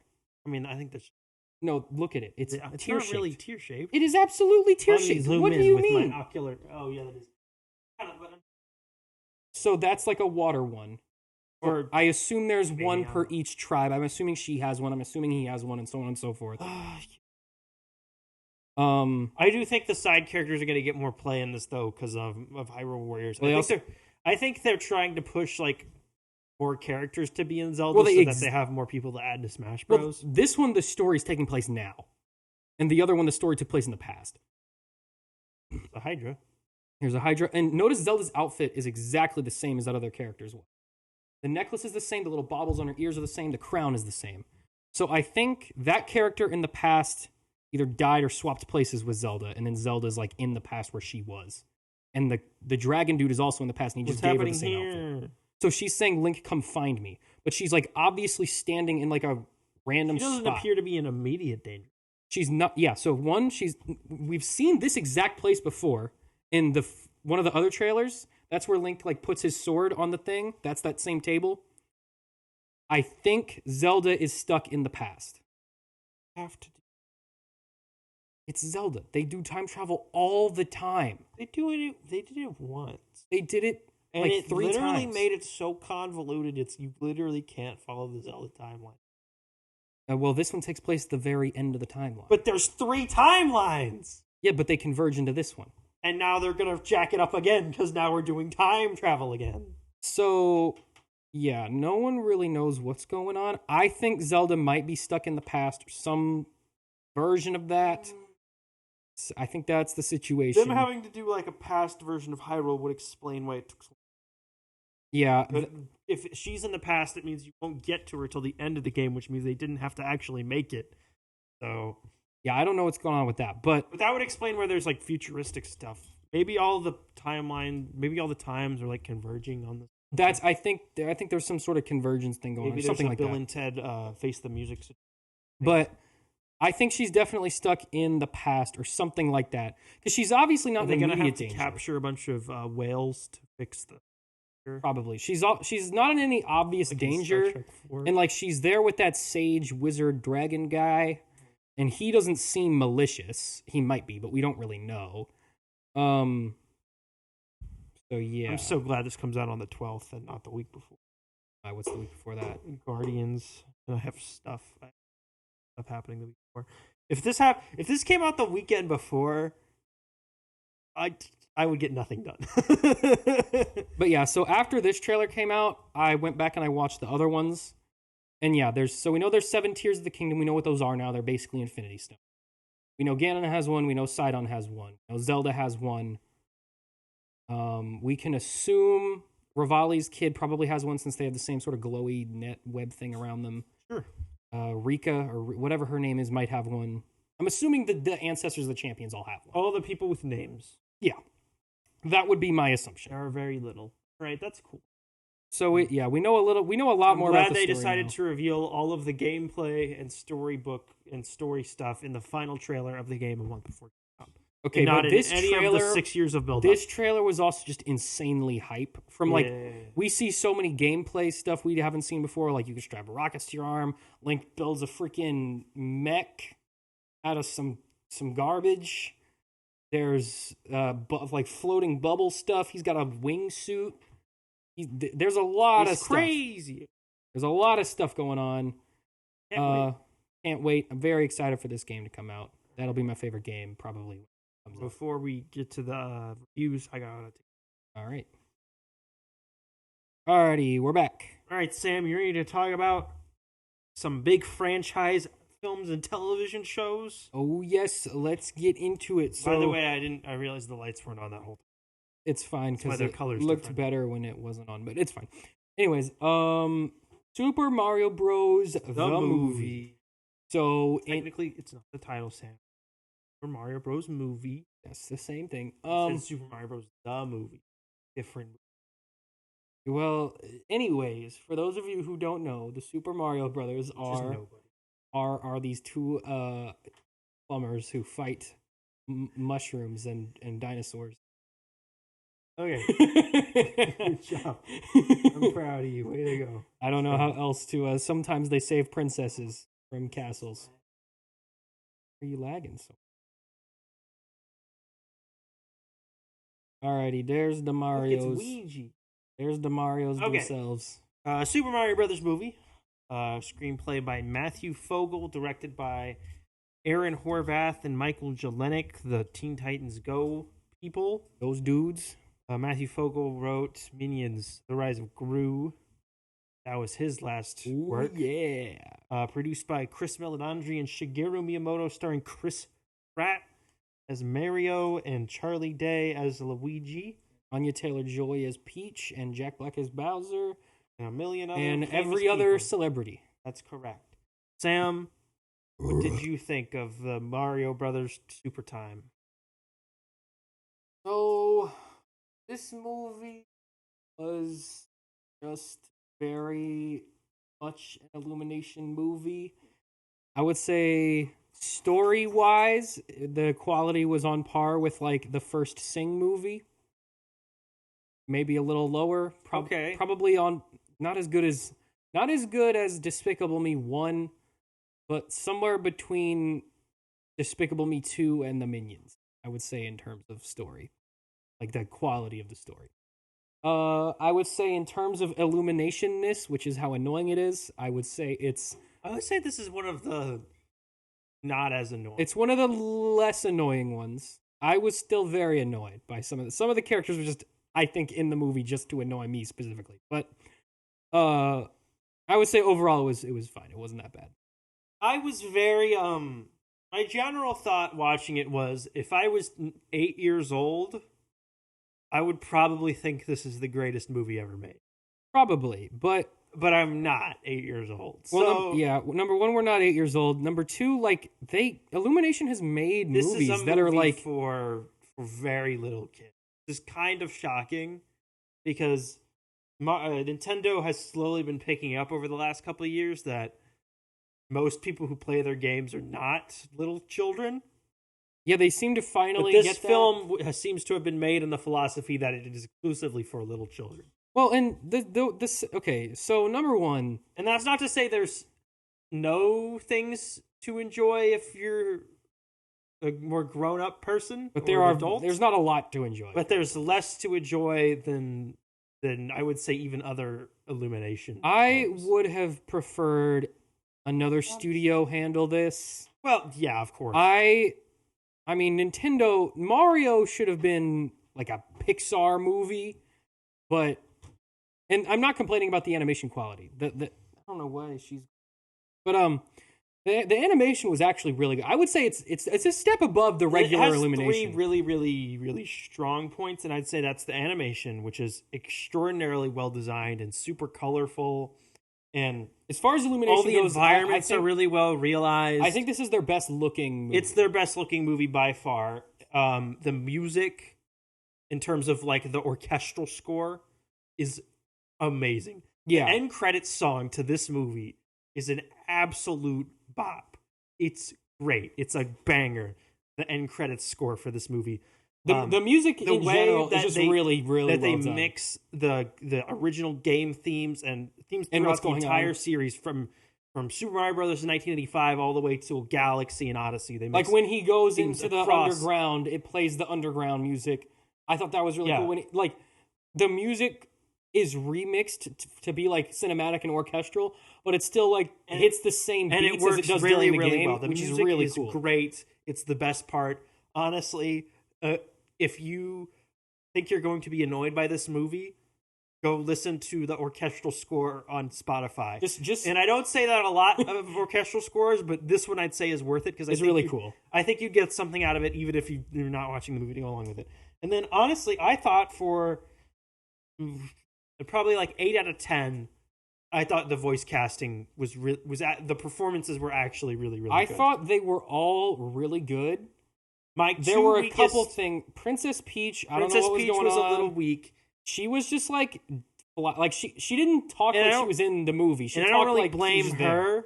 I think the script is not very kind in giving her a lot of character. Her character's not well defined at all. It's well defined, but she does not have a personality. Well, that's what I mean. Like her character is not well defined. We know who she is, but she doesn't. She has no personality. Yeah, yeah. Like she's good at fighting at things. And she is good at. She is also there. She's there, and she's good at things. Yes. And then I didn't think. I was kind of shocked. Fred Armisen as Cranky Kong was not great. He was just kind of doing a grumpy voice. I barely noticed. Well, he's not in it a whole lot. Yeah, he's only in I think 1 or 2 scenes. Everyone else is. Chris Pratt is shockingly good. Chris Pratt was really good.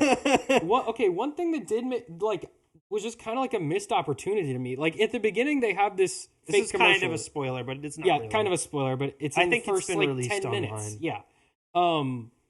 So no. We need this. Stop.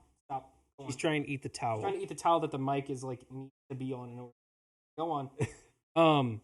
They do the like Mario voice, like the Italian Mario voice, and Chris Pratt and Charlie Day do a great job of like doing Italian Mario voice, and then the whole rest of the movie they're doing the New York voice, which is fine. I don't have a problem with that. But if you had the ability to do the voice, why didn't you do the voice? I get why. I think I personally probably would have gotten grading. But it's the same voice. It's just a different accent. But doing that where they're speaking actual sentences. He's already doing an accent. In the games, Mario doesn't say words. He makes sounds, okay? He's got words. Little flourishes. He says one word at a time. He goes, let's go. He goes, wahoo. He doesn't go like, hey, Princess Peach, how about we go to the museum and look at the dinosaurs? But he never says any. He could, but imagine that for a straight hour.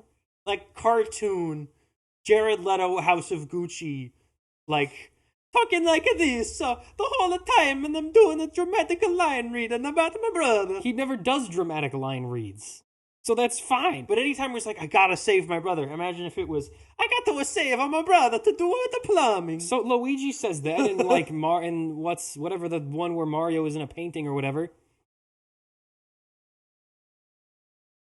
She's rummaging through stuff. What are you doing back there? I don't know. To me, I think his voice would have been fine if he just did the accent. I personally would have been annoyed. He's already doing an accent. It's not even the it's not the accent. It's the pattern of speech. But that they're doing this. He doesn't have to be high pitched the whole time. He just had to do that. I'm not saying high pitch. I'm saying it's the pitch that would have been annoying. If he just did an Italian accent and just spoke normal lines, that's fine.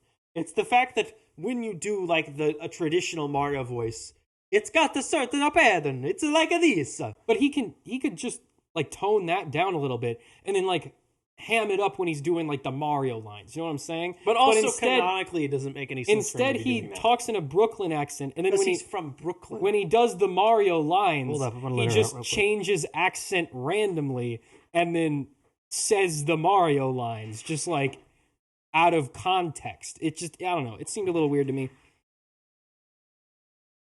It just seemed weird that that's the now she's not going to go out. Just leave the door open so she can get out. Or just leave it unlocked. She wants to leave, but she doesn't want to leave. Nothing for you. So, yeah. But anyways, I don't think that the Brooklyn accents were bad. I just think it was a bit of a missed opportunity. I know why they did it, but given how cartoony and goofy and for kids this movie is, they could have just leaned into it. I don't know why they didn't. They got Chris Pratt for a reason. They got him to get his name on the poster, not exactly because they and wanted you want his him voice. To be recognizable that it's Chris Pratt. But it wasn't even when he's talking. You can tell, but if I was a little kid, I wouldn't be oh, that's the guy from Guardians of the Galaxy. The celebrity voices are never for kids; it's for the adults. It's to the adults I'm hearing. I know. Little kids have never seen It's Always Sunny in Philadelphia. No, obviously. I'm not. That's why I'm not talking about Charlie Day right now. I'm talking about Chris Pratt. Like, he didn't. He sounded like his voice was fine. Like when I heard him talk, it was like Mario's talking. Right? I wasn't distracted by his voice.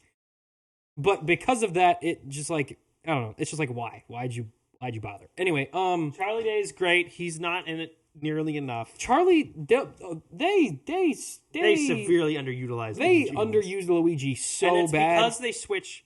They didn't want it to be Peach's kidnapped, so they switched Luigi in for the Peach role, and because of that, Luigi spends 80% of the movie's runtime just sitting in a cage, talking to nobody. And the worst part about his scenes is when they cut to him. There's this really annoying Luma. There's that annoying Luma character voiced by the director's 5-year-old son, and I don't mean to dog on the little kid, because I know his dad was just like, "Hey, read these things into my phone." It'd be funny. Everything he said was just so cringy. He's in it way too much. He's too much of like an actual character for it to be voiced by one of your kids. And everyone was like hyping. If he had one line, that's fine.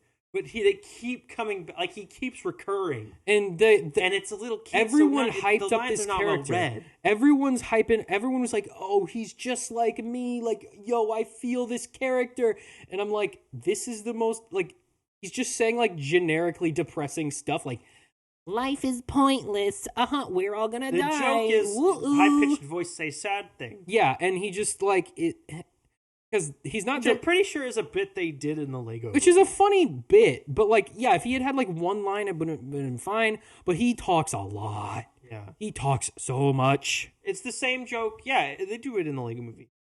There's a point where Yuna Kitty's like, she's like bright and cute and happy, and then she like has like a weird depressive spiral for a second. Yeah, it's the same joke. It's the same joke. And I'm comparing it because that's a separate animated film with Chris Pratt and Charlie Day. Yeah, like.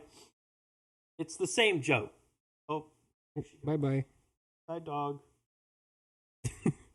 But yeah, I thought it was fine. Honestly, the only voice actor that I really and had. And Seth Rogen is just doing a Seth Rogen. So voice. I did want to talk about Luigi being kidnapped and how like if they were gonna have him be kidnapped for the whole movie, if they didn't want Peach to be kidnapped, like if they didn't want to go that route, why even bother having anyone get kidnapped?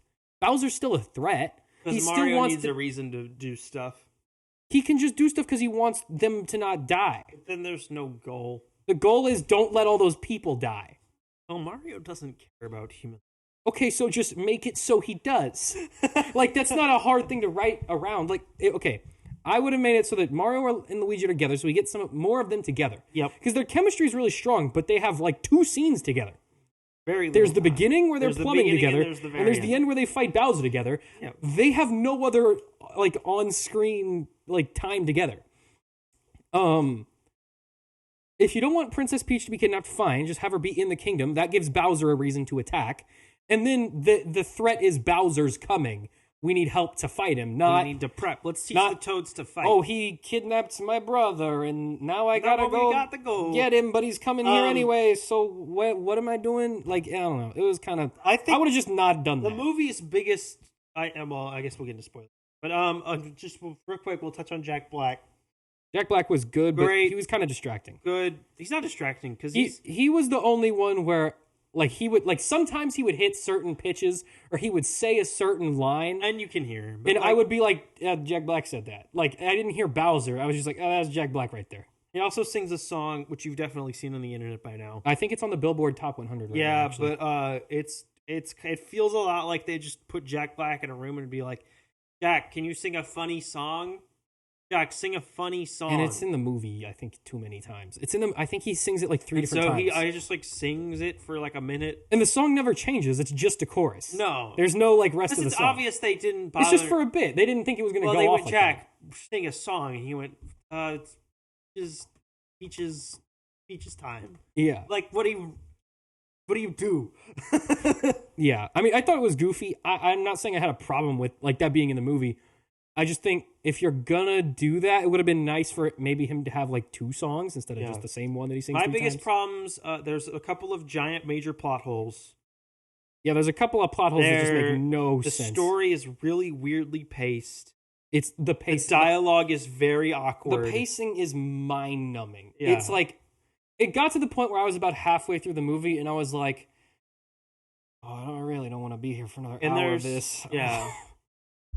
Those are my main issues. Like, there's a lot of really great Easter eggs. There's so many cool Easter eggs. If you're like a big Mario fan, or just a like, general Nintendo fan, and you're like a big like nerd about Nintendo games, there's a lot of stuff in there for you where you'll see it in the background. And you'll be like, hey, I know that. Hey, I know that thing. But if you don't know that stuff, still looks very pretty. I think you will be fairly bored by this movie. If you're an adult, yeah. Just because there's so little story substance to latch on to. I just, like, Mario did not need to be here. Okay, we'll get into spoilers now. Like, the story The biggest plot hole is that Mario has zero purpose for being here at all. His only reason to be there is to get Luigi. But she doesn't need him to do it. But, number one, Peach doesn't need Mario to do that. Peach is good at everything already. She could have just done that. In fact, she wasted an entire day of her valuable time watching him slowly train on a course over and over again. That he never succeeds on. But she says that she completed the first time she tried it. So, like, again, why do you even need Mario? You don't need him here. Now, Mario has a reason to be there. He just wants to get his brother back. But, like, hypothetically, if they never fell into the hole, they would have no effect on the outcome of the story. Everything would actually, in fact, everything probably would have been better off. Everything would have proceeded the exact same way. They affect... Mario just has no purpose at all. He fights Donkey Kong... Like, she would have just gotten the army. Yeah, there's a part where he had more time and then gotten back because she didn't waste There's a part day. where they try to ally themselves with the like Donkey Kong Kingdom. And, like... By the way, Dixie Diddy Chunky...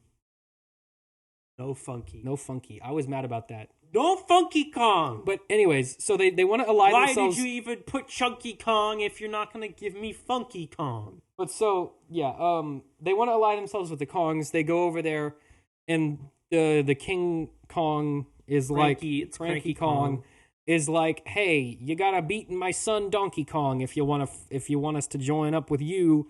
And then Mario, like, fights him, and he's just, like, super... It's, like... All of the basic archetypes, like, they're, like, the most bare bones. Which is fine. I mean, like they're like, what is Donkey Kong like? He's a show. He has big muscles. Just generally arrogant and has big muscles. Look at my muscles. What is Mario like? He's a hero and does hero things. What Princess Peach like? She's just good at stuff. She's a princess, so she's a leader.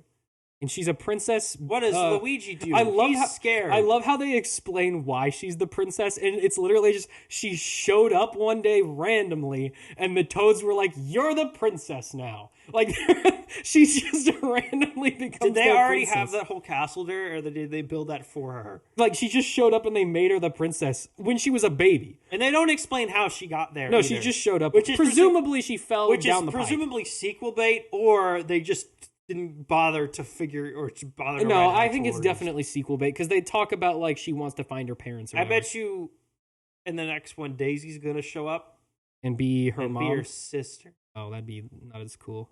That's weird because Daisy's Luigi's love interest and Luigi dating Peach's mom would be really strange. They could just make them not date. But anyways, what was I talking about? So Mario fights Donkey Kong and he's like really struggling. And then eventually he gets like a one up on him. One of the power ups. He gets one of the. He gets the cat. They're just there. They're just around. Power ups in this universe just exist. Like they're just around in the blocks. Like those just spawn in their world and give you power ups, which is like that's fine. I mean it's whatever. They just float. It would have been nice to have a little bit of explanation, but that's fine. He gets the cat one, which never shows up in the movie again, by the way. And also, well, they all kind of show up once, which I get. You want to show like a wide range. You want to. I learned when this movie came out from like people's reactions that most people are not familiar with the recent Mario games, and everyone was like, "Why did he turn into a cat? When does this happen?" And I'm like, in all the games made in the last like 6 years, but I guess no one played those. Like 10 years. No one was paying attention. I guess. Came out in like. Yeah, so no one was paying attention to those, I guess. Anyways, hey, well, that was the Wii U one. Then he beats. Honestly, I don't blame him. Yeah, that's true. So then he beats, Donkey Kong, and they win. But like Princess Peach. Could have easily done it and probably much faster. Like way faster. Like she solos Bowser like at one point where she just like walks up, just like freezes him like right there. I don't know. It just seemed like the stakes didn't make a lot of sense with Peach's character written the way it was. Yeah, it didn't make sense for him to be there. Luigi serves zero story purpose at all. Luigi does nothing. His Luigi relationship with Mario is that Mario's always there for me. And I'm also here. But, like, he doesn't... Like, when you're writing, like, a character arc, right?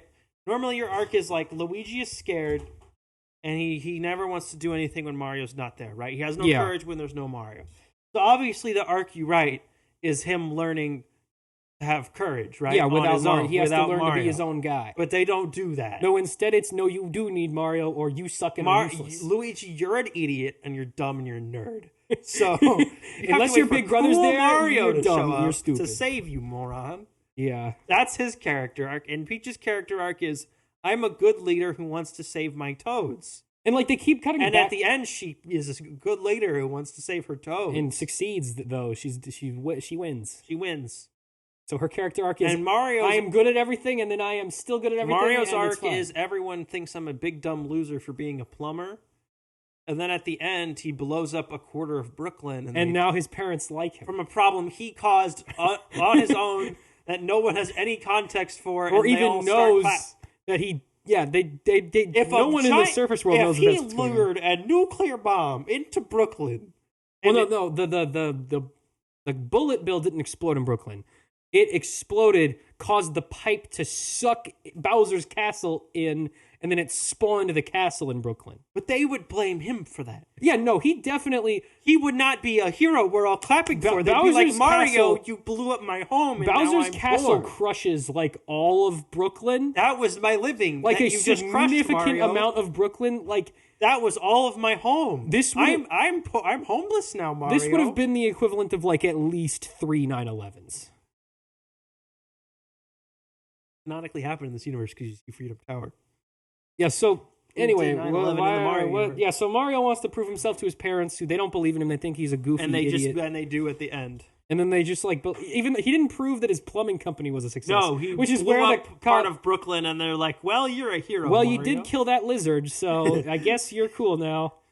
Which they defeat by forcing him to eat a mini mushroom, and then they put him in a jar. And then they put him in a jar, presumably for unspeakable things to happen to him. But also, if like flick him too hard, he'll just turn big again. That's true. Or if he just like... It's not a permanent solution. If he hurts himself too hard. Yeah, if he just like bites his thumb, or like does like Eren Yeager, just like chomps on his hand, would he just like turn big again? Yeah. I don't know. It's Sonic. Both the Sonic movies I think are better. Yeah, I would agree. Which is sad. And I would agree that they're also like equally childish. Yeah, no, I'd say they're probably better kids movies than this is. But yeah, they actually just like the plot, like okay, it has like the Sonic movies aren't super smart, but they have character arcs. They have like a story about friends. Like the first one, he's got a family or whatever, and the second one he makes friends. Sonic's character changes from the beginning to the end of the movie. Mario and Luigi do not change. They do not change. They're best friends. It's losers. It's explained, and then they're in their best friends and they're heroes, and they have at the beginning. It's explained, or rather, Mario keeps saying, "As long as we're together, everything's all right." They get separated, so everything's not all right. But then at the end, they're back together, so everything is all right. They're all right again. So nothing's changed. So nothing changed. Cool. They just some stuff happened. Princess Peach doesn't have a character arc. She just is good at everything. Is still good at everything. Oh, did you? And at the end, she's still good at everything. Did you like the Mario Kart part?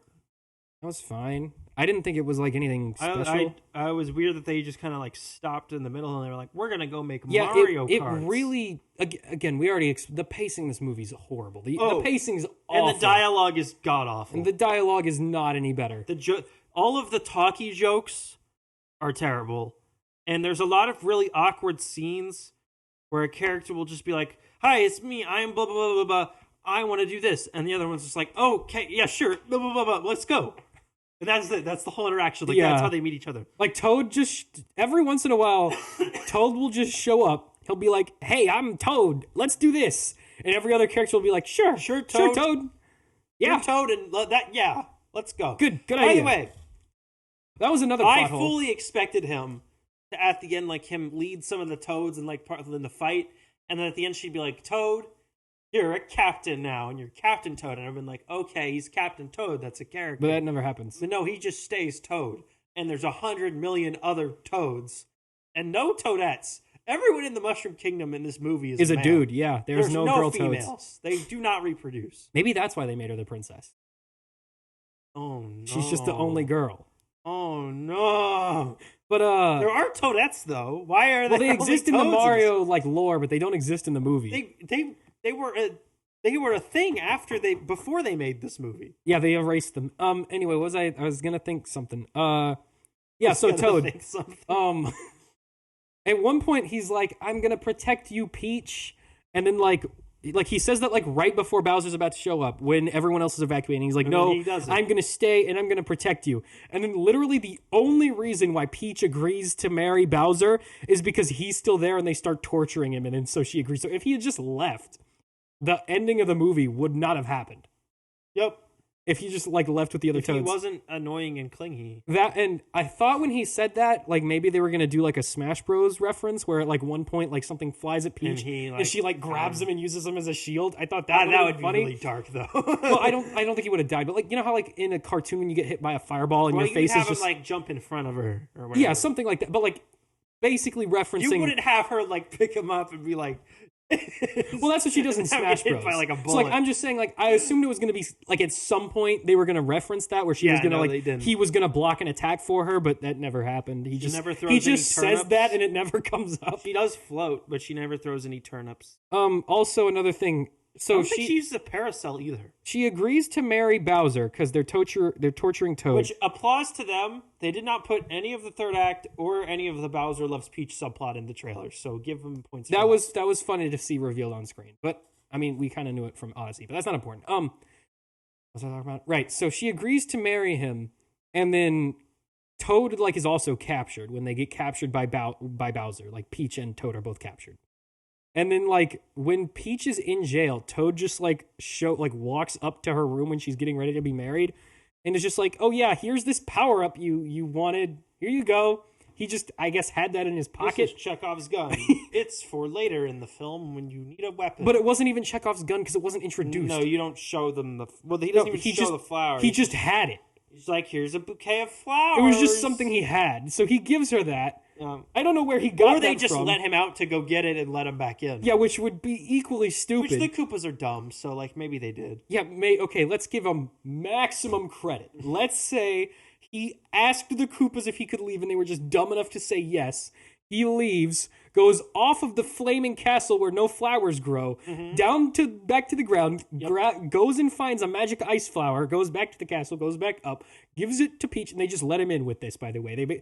They're basically letting him carry a weapon to this wedding, and no one questions it, and he gives it to Peach, and then during the wedding, she uses it and freezes everyone, and is like, basically saves herself. So, like, again, how did any of this even happen? Like, and again, it's a kid's movie. I get that. But being a kid's movie does not give you an excuse to just, like, have rampant plot holes and, like, inconsistencies in your story. You have to actually, like, attempt to write a script. Like, the Lego movie is a kid's movie, but, like, there's way less plot holes in that. The script for the Lego movie Part 2 especially is just, like, absurdly smartly written. For, like, no reason to. And then this one is just, like, it feels like a first draft. Yeah. And, like... It's like, what do we do? Okay, well, we gotta put all this in the movie, and all the characters are these archetypes. It feels like Nintendo, they wrote a movie, Nintendo stepped in, said, no, you can't do this. No, you can't do this. I bet you what happened was this. They wrote this is the first draft, right? Mm-hmm. This movie. They write the first draft, they take it to Miyamoto, and Miyamoto's like, good, let's do that. And they're like, well, let's edit, let's stop, let's make additions, let's see if we can move things around, make it better. And they just went, no, I mean, this is fine, let's just do this. Why would we make it better? It's fine. So they did have one named character in the movie, and they brought Miyamoto the script and was like, what about this? He's like, just take out this character with a name, and we're good. I hate names. I hate story. I hate story. Don't give me no characters. Just give me objects with the name of the thing they are. I wonder if Miyamoto can... Maybe that's why. Maybe I think he can definitely read. I mean, he made the first Super Mario RPG. He just never wants to make another one for some reason. No, Square Enix did that. He definitely played it. Maybe. Or at least saw it at some point. Just a couple more notes. Sam, what did you think of the horrible needle drops in the film? The what? Just when they would just throw in a random 80s song for no reason. Oh, that was horrible. I get why they did it, but it's like, the most generic movie. I don't even get why they did it. Because, like, okay, we also, this isn't on our review thing, but we also just saw Air, like, a couple days ago. Yes. In that movie, they do the same thing where they have, like, 80s songs dropping every once in a while. But that movie's that movie takes place in the 80s, which, okay, this is a Mario movie. He's from the 80s. Okay. Yeah. We can cross that bridge. The ones in Air, at least the lyrics in the song were, like, vaguely related to what was happening at that point in the movie. These songs are not related at all. They just play an 80s song. And none of them are ever actually related to the scene that they're in. Like, when they're building their Mario Karts, it plays Thunderstruck. Mm-hmm. Why?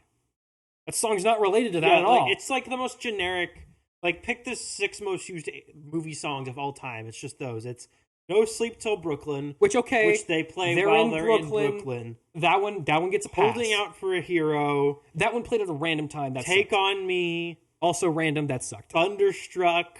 Nope. Mr. Blue Sky. Like, it's... I don't even... Pick the 5 most used movie songs of the past 30 years, and it's just those. Look. What color by is... the way... Tucker, what color is this? That's green. What color is that? That's red. You know what neither of these characters are? Christmas? Blue. Why did it play Mr. Blue Sky? Because there's a song... We gotta put something at the end. Just put Mr. Blue Sky over it. By the way, Holding Out for a Hero been used on 3 movies in the past month. And they've never... Okay. It was in Shazam 2... It was in this, and it was in Tetris. It was in all 3. They came out within, like, 3 weeks of each other. Well, okay, I didn't see Tetris, so I didn't know that. Shazam, it at least made sense because the heroes were doing something at that point in time. Mario was just, it was the montage. They were just like, Mario was just randomly trained. He was just training. He wasn't doing anything important. Holding Out for a Hero. Why not? Just go. And every movie that has used this song since Shrek has never matched the hype. No, because the version in Shrek is better than the normal version. And they're never gonna reach that level of, like, perfect song use again. No. So stop it. Stop trying. Stop putting that song in movies. You're never gonna make it as good as that, so stop it. Pick a different song. All of these songs have been used in better things. With better context. In a better context that made more sense and actually enhanced the film instead of just being like, okay, I guess we're listening to AC/DC now. Like, they could have played... Like driving through Donkey Kong Land, right? Uh-huh. And they don't play Welcome to the Jungle. The hundreds of famous Donkey Kong sounds. Or if you have to play an 80s song, if like someone's at gunpoint, put an 80s song in this scene right now. Welcome to the Jungle. Because it's in a jungle. They're going to a jungle. They're in a jungle. Monkeys. It's from the 80s. Is it the same band? No. It's a very similar band. What? How would that even... They don't sound the same at all. It kind of sounds similar. But the point is... No, Take On Me. And not Take On Me. Not That's what they play Thunderstruck. In that scene. They play Thunderstruck when they're making the Mario Kart. I know, I'm saying Take On Me out. That doesn't even make sense. No, that doesn't make any sense. They just throw it in. You just put Welcome to the Jungle in there. Or just... Or preferably... orchestrate one of the hundreds of Donkey Kong songs that have been written for the video games and just put that in. Preferably no 80s songs. But if you have to... What I'm saying is if you have to... If Miyamoto is sitting there... This franchise has 40 years of the most famous video game music ever made. And instead they're like, we could probably just put Beastie Boys over that, I reckon. Let's say Mr. Miyamoto is sitting there in his throne of Mario copies, and he says, put in 5 80s songs, right? Okay, it's this coming from the man himself, right? You can't say no. At least put in songs that are in some way related to what is going on screen. Like, these are just random. The only one that's remotely related is No Sleep Till Brooklyn, which even that doesn't make sense because they're already in Brooklyn. And it's daytime. They're just going to somewhere in Brooklyn. Also, they use this song in Pets 2, also Illumination. Yep. And in that movie, they're actually on their way to Brooklyn. I would argue that that's actually a better use of that song than this one where the 2 main characters are from Brooklyn. It's just Illumination recently. It started with I'd say probably Despicable Me 3. Oh, they put their other song that they put in literally every movie in this one too. Mr. Blue Sky. No, not Mr. Blue Sky, but the other one they put in every single movie they make because they own the rights to the song for this movie. I don't know it. It was in Despicable Me 1. Whatever that song is called. It's just an orchestration, right? I'm pretty sure it might have been an orchestration, but I'm pretty sure they play some version of that song like when the movie opens. Like there's a camera. It's probably like the theme. There's a camera going like through the mushrooms or whatever, and it plays that song. I mean, they probably just like a theme. No, I'm getting it mixed up with the trailer that played before the movie for their next movie about the ducks. They played that song. Oh well, okay. Whatever. I'm getting it mixed up because all Illumination movies look the same to me. But anyways, yeah. I was just gonna say it started with like Despicable Me 3, where the whole movie is like 6 chunks of like shorts that's just kind of stitched together. Yeah. Like, and it's like vignettes. Like, if you watch this movie, there's like a 5-minute scene where Mario and Luigi like just like fight a dog in a bathroom, right? Because they're trying to do a plumbing job and it goes wrong. And the movie stops dead in its tracks just so we can have a scene where they fight a little dog, and then we move on to the rest of the movie.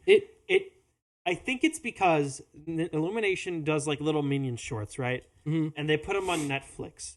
And they make so much super views. well on Netflix because the little kids watch them. They're like 4 minutes. They can watch them over and over again. They can put them on YouTube. They just do gangbusters, right? I think they decided that they need to make their movies so that when you cut them up to clips and post it on YouTube, they do better. And they do that by just having the movie be like 6 little plot chunks, all of which are just completely separable and you can watch on their own. It's a series. And it does not work together as a narrative. It's a series of sketches with Mario characters that are loosely connected by a almost non-existent plot. Flimsy premise. For the sake of producing YouTube and Netflix and meeting a 90-minute runtime. It has Suicide Squad syndrome. It feels like the entire movie is edited by a trailer company, and every single 6-minute chunk is just a trailer for a movie that doesn't exist. Yeah. Recommend or no recommend the Mar? Oh, there's a post-credit scene.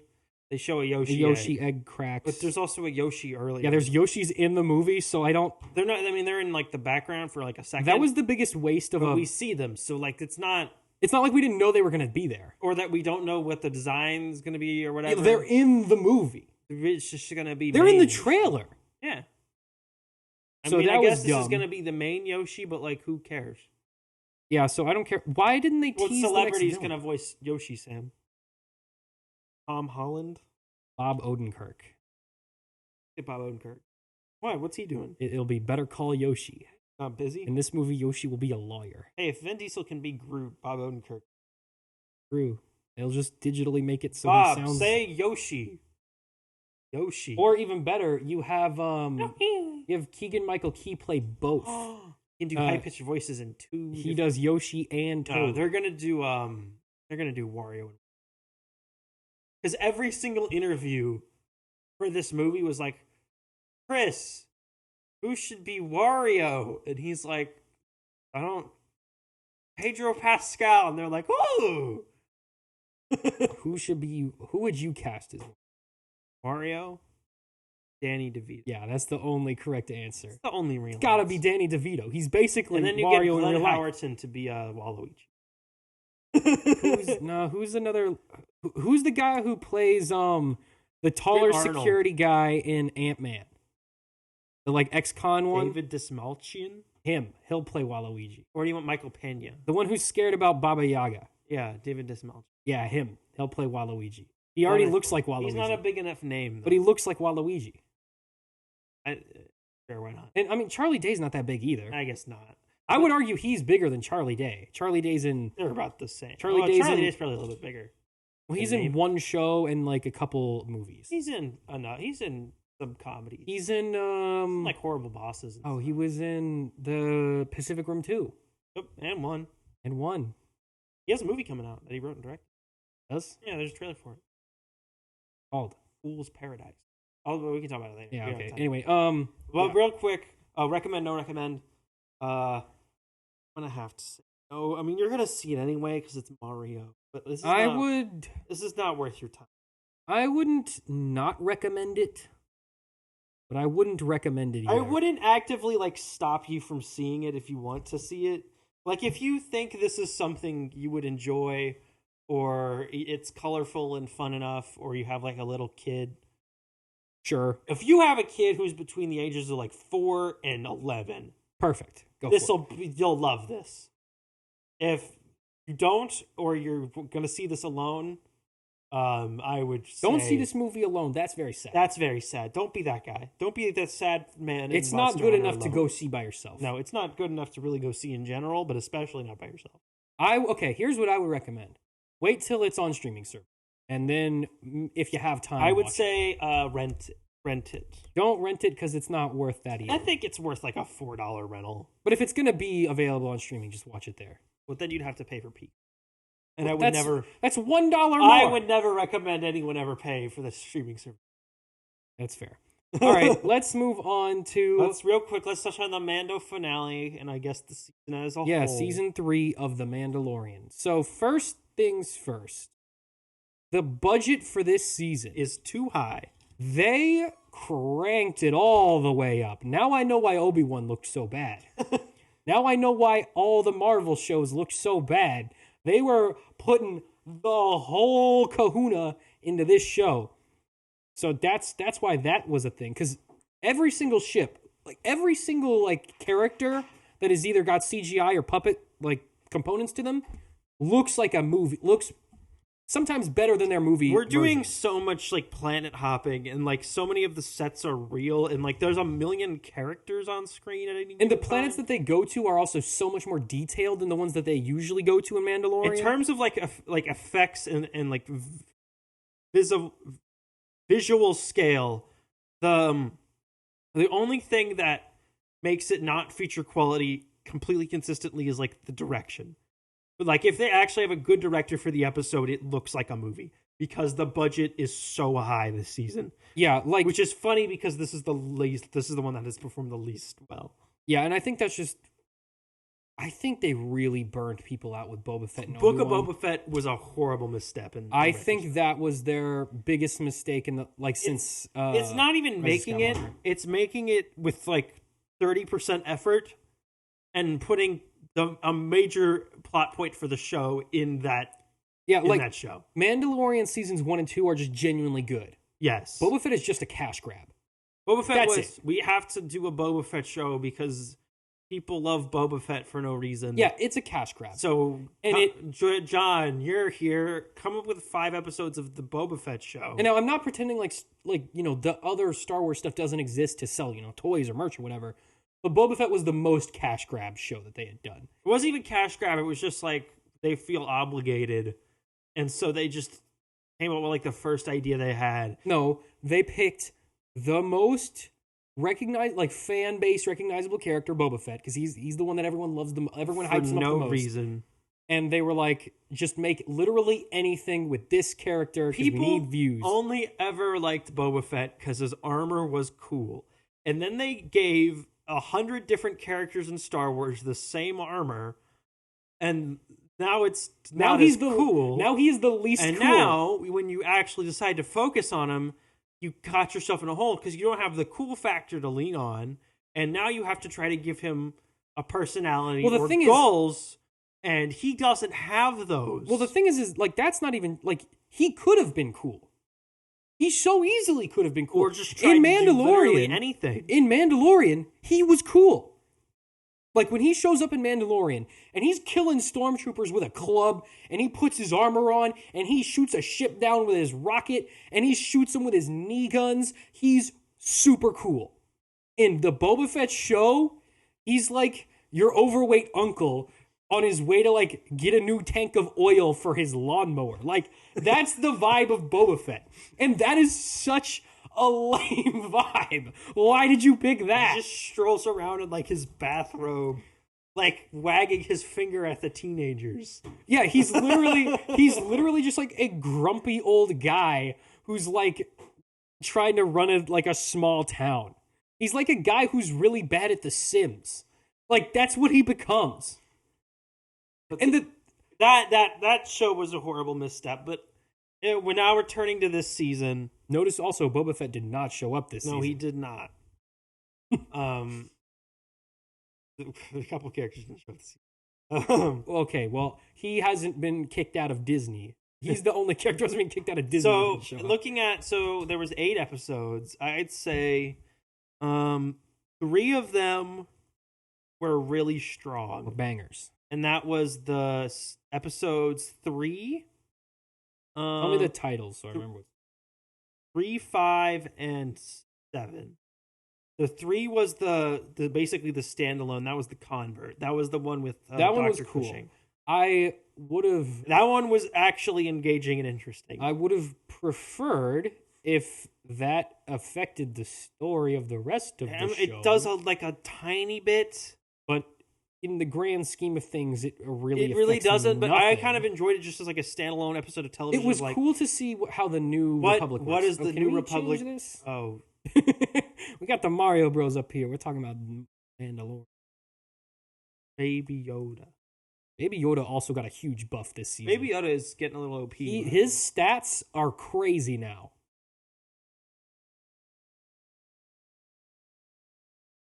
There we go.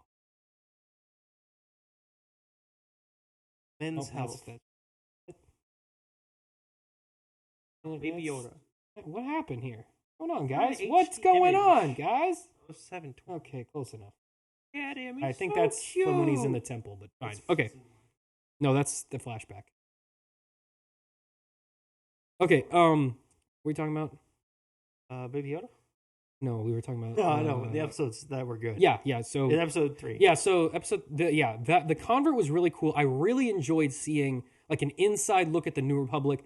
That episode felt a lot like Andor, and I really appreciate that. I loved Andor a lot. Andor was walking really, around really Coruscant. good. I liked just, like, what do these characters do when they're not running around shooting lasers at pirates or whatever? Because we always... Like, he works in an office and he gets bored.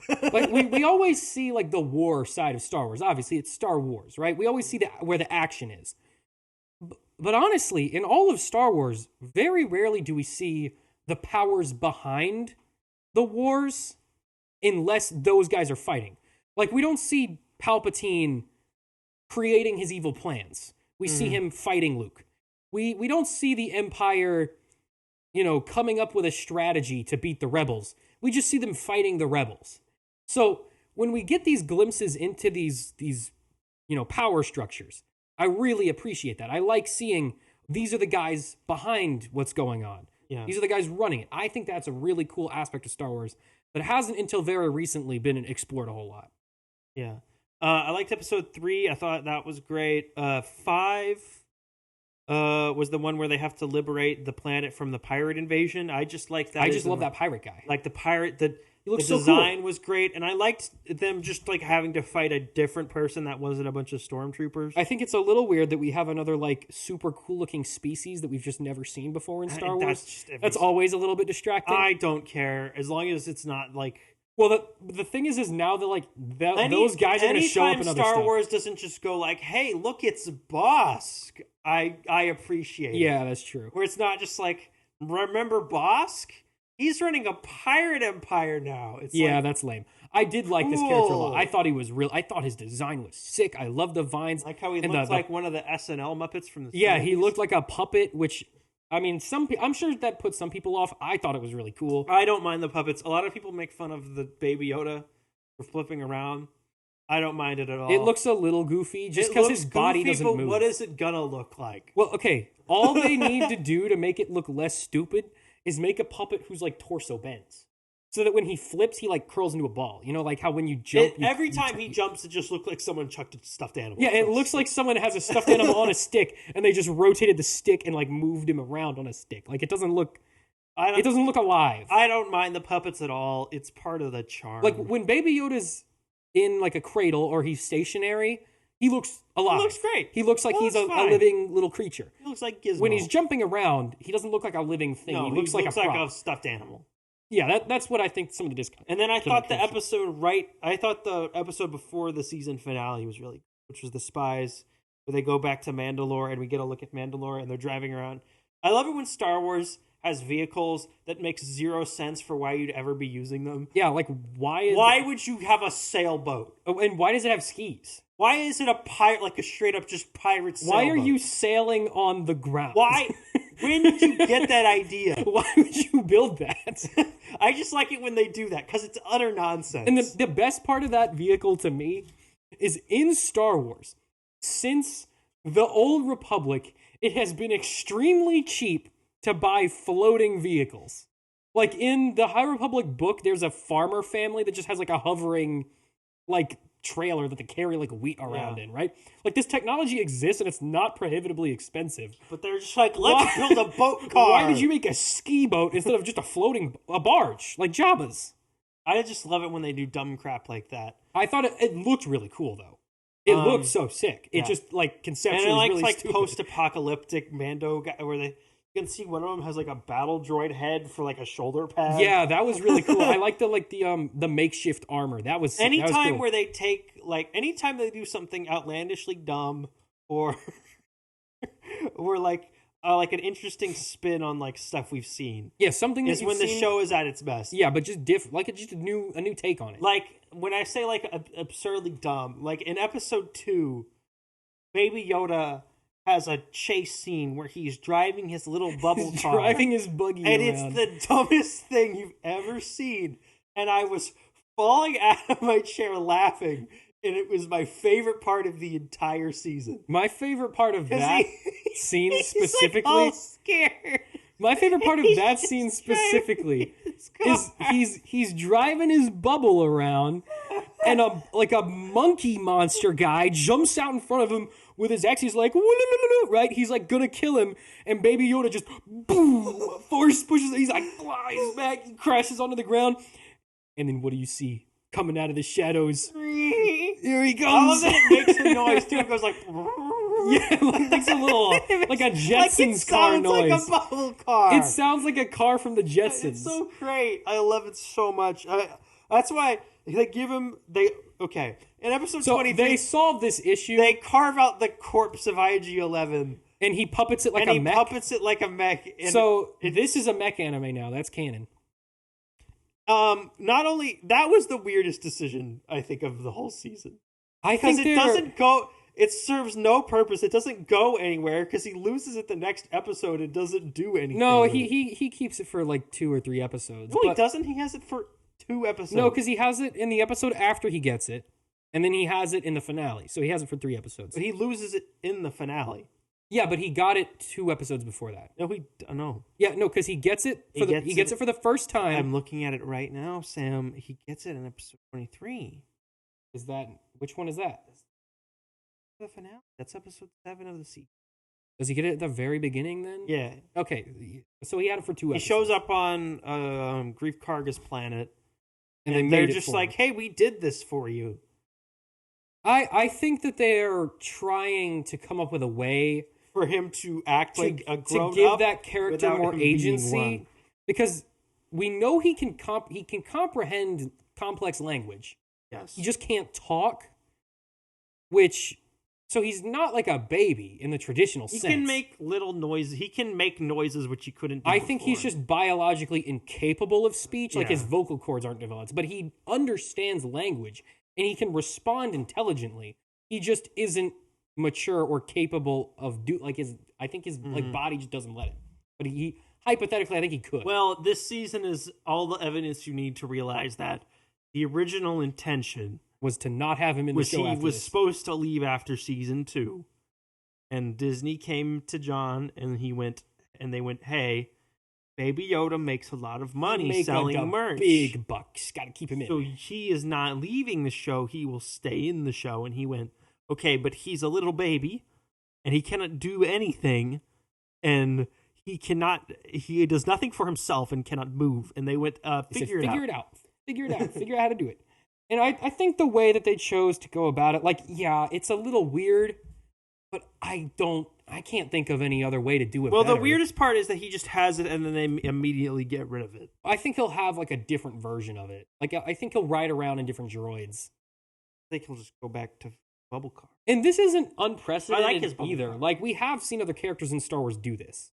Like there's the guy in that awful arc in Clone Wars who pilots the astromech droid around. Ugh. So like it's not like we've George Lucas's favorite arc. Yeah, it's not like we've never seen this happen before in Star Wars. It's just I don't think it's ever been this upfront. It's never been like this big of a It's the thing. fact that he doesn't do anything with it for me. He does it at the serves very no story end. purpose. At the end, he like saves Mando with it. But he does that by like closing a door or whatever, or like yelling. As long as it lets him do at least one thing that he wouldn't have been able to do otherwise, I think it's fine. Because that means it served some purpose. But yeah, sure, they could have done more with it or done something more interesting with it. But I think it was all right. I think it was also... was it a puppet as well? The droid? It looked real. No. It looked like it not was... a puppet. It looked like it... Because it looked like it was having trouble moving around. No, IG-11 was a scene. I know 11 was Also, a I hate that they just brought him back to life at the end of... I thought it was okay. I thought it made sense. Because Mando makes the deal with the guy, and he has the head. It makes some sense because it's just a robot. You rebuild it, and we had already set up that like Grief Karga was looking for a new guy.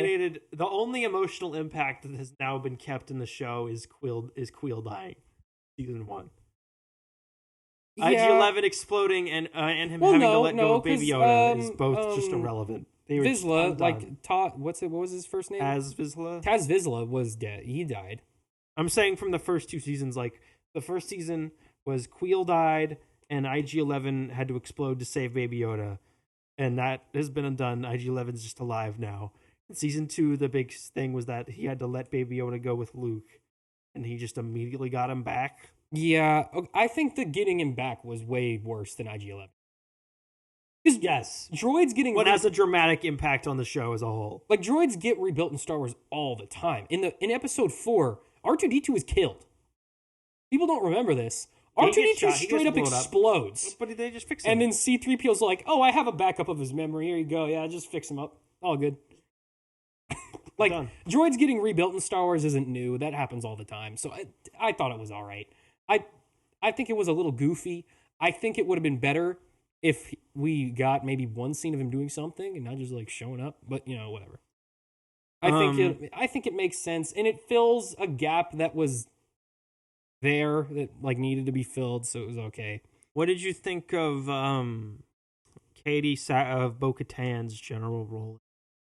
I thought Bo-Katan was fine. And what did you think of the people shipping Bo-Katan? I think that's kind of dumb and forced. Because they're not romantic towards each other at all.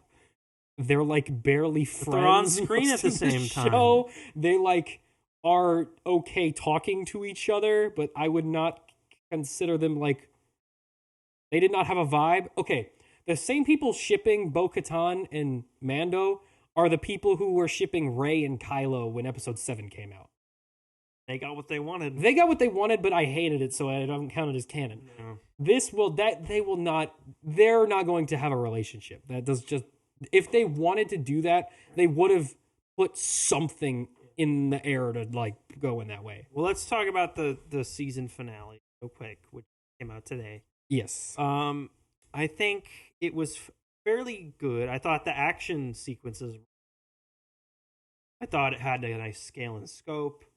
It definitely resolved all the storylines. It had the cool factor. It had a Return of the King ending sped up times 11, where it went through like 4 different resolute plot points, and it just went like blah blah blah blah, and the episode's done. Yeah. The only thing I thought Moff Gideon was like the weakest part, and it wasn't Giancarlo Esposito's fault. He's bringing it as always. No, he was just like.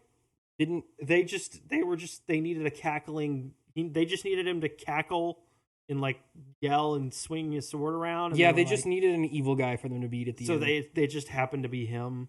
And also, I don't like how he was just like, I was making Force sensitive clones and you blew them up.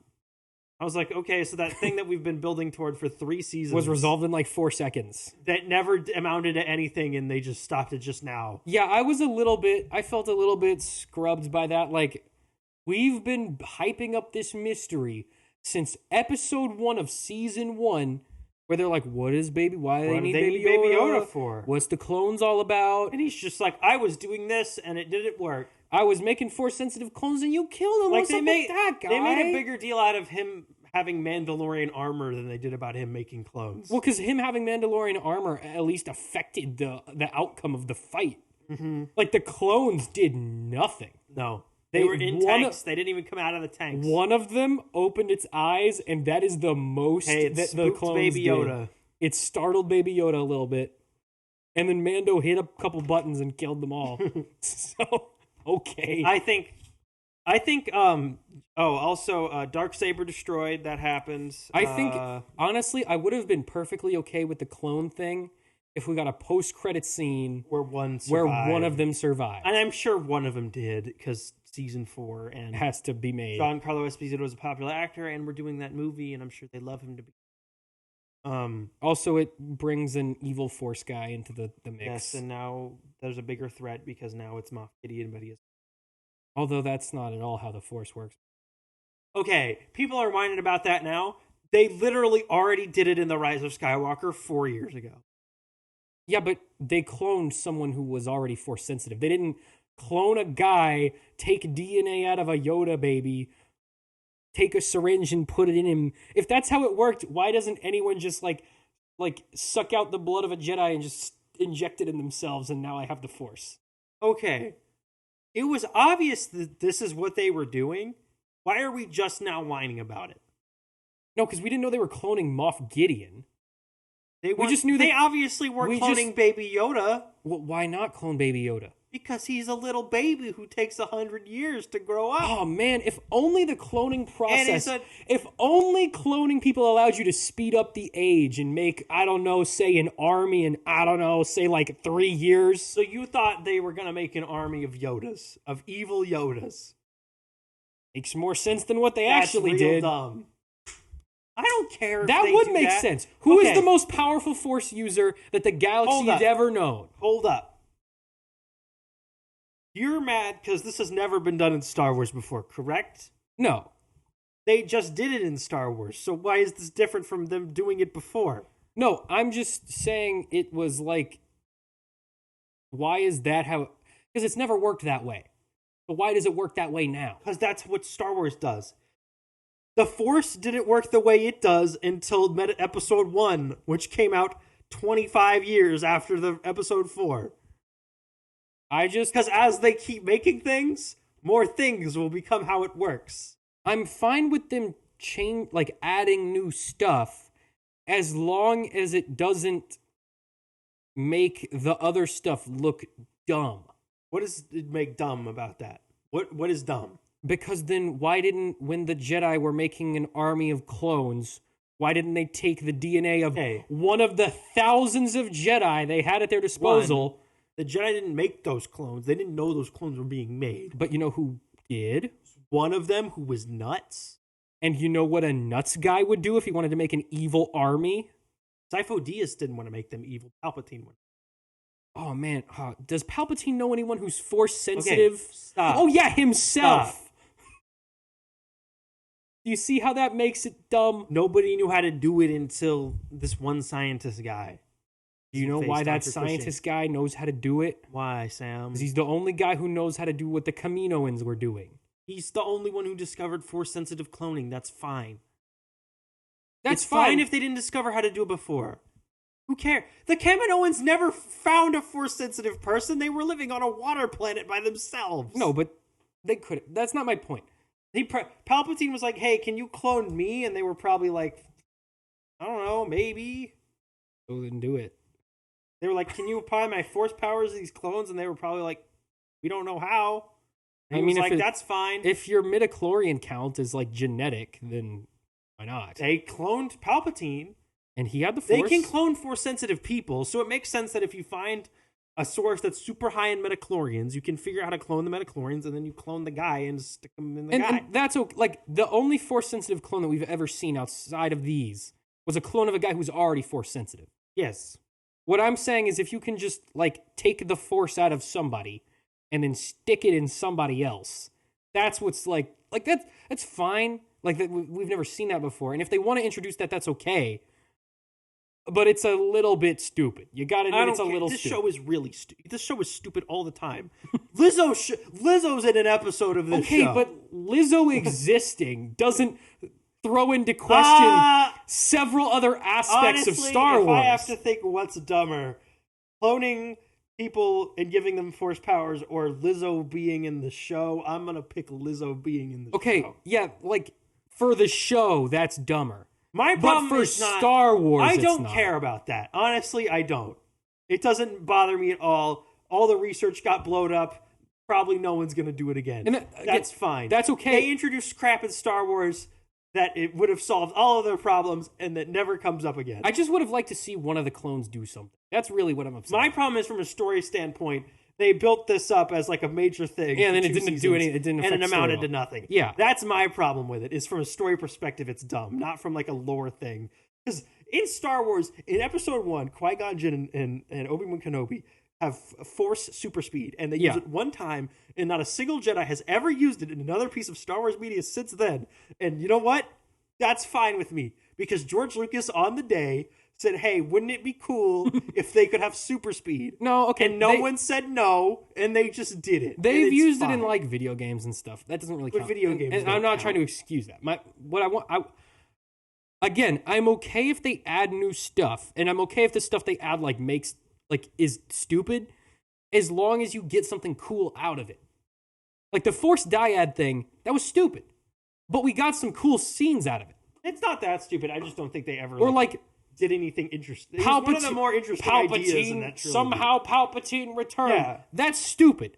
But we got a couple cool scenes out of it. And my problem with that is not that, like, sure, Palpatine's a clone, whatever. It's that, like, from a story perspective, dropping in the first 3 seconds of your film that a major character has just returned, is now the main villain, and is conducting a massive evil plot involving a million bajillion like, Star that Wars was stories. really dumb. That is the problem with that. It is not Palpatine being a clone. That is just a dumb I'm not sci-fi saying that. concept. I'm saying when they do something dumb, I'm more okay with it. As long as it serves a story purpose. As long as it serves a story purpose and we get a cool thing out of it. Because Star Wars, for all that it is for babies. Is an excuse to make cool stuff happen. And if you ruin sell action figures. if you ruin its continuity and also you don't make any cool stuff happen, yes, then why did you even bother? There's a 95% chance that they do something with it in the 4th season. I fully expect this to come up again later. Moff Gideon with a red lightsaber to show up in season 4, but as this is the resolution to the story arc, it is not sufficiently implemented. It was not satisfactory. And then it was very underwhelming. Yes, and then other stuff, Darksaber destroyed. I was fine with that. Honestly, that was such a cool lightsaber, though. But I feel like the focus was too much on, like, who's got the Darksaber? You got the Darksaber, you're in charge. I think it's... Well, yeah, that's how their culture works. It's interesting for Bo-Katan as a character to have to, like, show any leadership ability that isn't just, like, I'm holding the sword today. Yeah. Like, that's an interesting place where they can now take that. But they'd already addressed that. They'd already been like, we're choosing to follow you because we think you're the best leader. Yeah, and now not because you have the sword. And now she can actually, like, that's an interesting. And now she just doesn't have the sword. Like, we had already, and it depowers them. It puts them at a greater risk because now we can't just pull out the laser sword to solve all of our problems. So I'm fine with that. Mandalore, they're all back on Mandalore now. That was expected. That's fine. Din buying a small condo and chilling on a park bench. That was a little bit of a weird way. That was a weird ending. It was kind of like way too sitcom-y happy, especially the like circle that was a very, wipe to Baby Yoda. Yeah, that was a very prequels shot. What is this, like an episode of Phineas and Ferb? Yeah. Why did you end it that way? That was fun. They've never ended any other episodes that strange, way. But I think. And why didn't Baby Yoda eat the frog? I know, why didn't he? He should have gone. Yep, that's what I was thinking too. I thought I was going to do it, but he didn't. But okay. Generally, looking at this and looking at, I've seen interviews recently with him and from Book of Boba Fett. I think Favreau was burnt out. I think he's done. I think he really wants to take a step back, and you've seen Rick Famuyiwa take a larger role in this season, which I don't know if I'm a huge fan of. But I think he's trying, and he's not directing the movie, which is good because Filoni is directing. I don't think I like Rick. No, not Rick. I'm talking Favreau. Yeah, no, I'm saying directing wise though, I don't think he's my favorite. I don't know. I think the episodes he directed were kind of underwhelming. Ooh, Famuyiwa? Yeah. I'm not talking about Famuyiwa. Yeah, I know. Oh, I'm saying generally, like this season, I think the episodes he directed were kind of underwhelming. Came into this thinking I'm gonna make my little show about my bounty hunter who's gonna go on a bunch of little adventures. And it became way more popular than he thought it was going to be. And I think they came in and were like, we're gonna do all these big storylines, and it's gonna involve all these characters from shows you didn't watch. I would bet $1,000 that Jon Favreau did not watch Star Wars Rebels, but he's having to incorporate several characters from Star Wars Rebels. Yeah. Right? So I feel like they came in, they were like, we're going to do all these big storylines, and you're going to have to do Book of Boba Fett. The scale got way bigger than he wanted to. Than he ever wanted to, and I think this season was largely like, I'm going to wrap up all of this stuff. And Dave, if you want to cover this in Ahsoka, go ahead. But I want to do my thing. I want to go back to just making Monster of the Week type episodes. Monster of the Week, Star Trek Next Generation style. What wacky thing are we going to come into on our weekly adventures? And I think Baby Yoda and Mandalorian. I think honestly, I'm fine with that. I'm fine with that too, because I think this season I would enjoy that. I think this season, more than any of the other seasons, really show that the scale has outgrown Din Djarin as a character. Yes, because he's very sidelined this whole season. He had basically no effect. Nothing. He had nothing to do. He was really just like a side character, which I think also, for his character. First season, he did not take his helmet off. Yeah. Mostly because Pedro Pascal was not on set a single. But I think the scale had totally outgrown Din as a character. I think that it made sense for him to be in the role that he was in, because he's not like a main guy. He is kind of just like a side guy. No, he's a bumbling idiot, and he does his job, and he has his little kid, and he just kind of got wrapped up in this. Yeah. So I think I don't have any complaints about his role, because I think his role stayed where it should be. I just think the story is not suitable to that role. Is not his story then at that point. This season should have been called Mandalorians. Yeah. Not The Mandalorian. Because it's not about The Mandalorian. It's about Mandalorians. Yeah. I would really like them to just go back to doing fun little adventures, and then if they want, I think that's where they're going. And if they want to have Din show up in the movie, that's fine. That's cool with me. But I'd rather them just like let John make his little show. Him and Baby Yoda can go like. Let's have Bill Burr come back, and let's just do an episode where him and Bill Burr go on another little adventure. Yeah, like, okay. And we don't have to fight the Empire again. We don't have to have Moff Gideon show up or this constant, like, giant Star Destroyer threat. He's hired to go get dudes. Which, this season, it's obvious that the next season is just going to be the Rangers of the New Republic. Yeah. Because at the end of this, it's the characters. He's like, hey, I'll come work for the New Republic. Or, okay, he's not working for them, but he's contract secretly taking jobs from one of their officers, which is fine. I'm pretty sure is super illegal, but whatever. I like that guy. What's his name? Kim? Paul Sung Kim from Kim's Convenience. I like that actor. He's fun. Yeah, he's a funny guy. I like him. I like his character. If you look in the background of that scene, Dave Filoni's in there.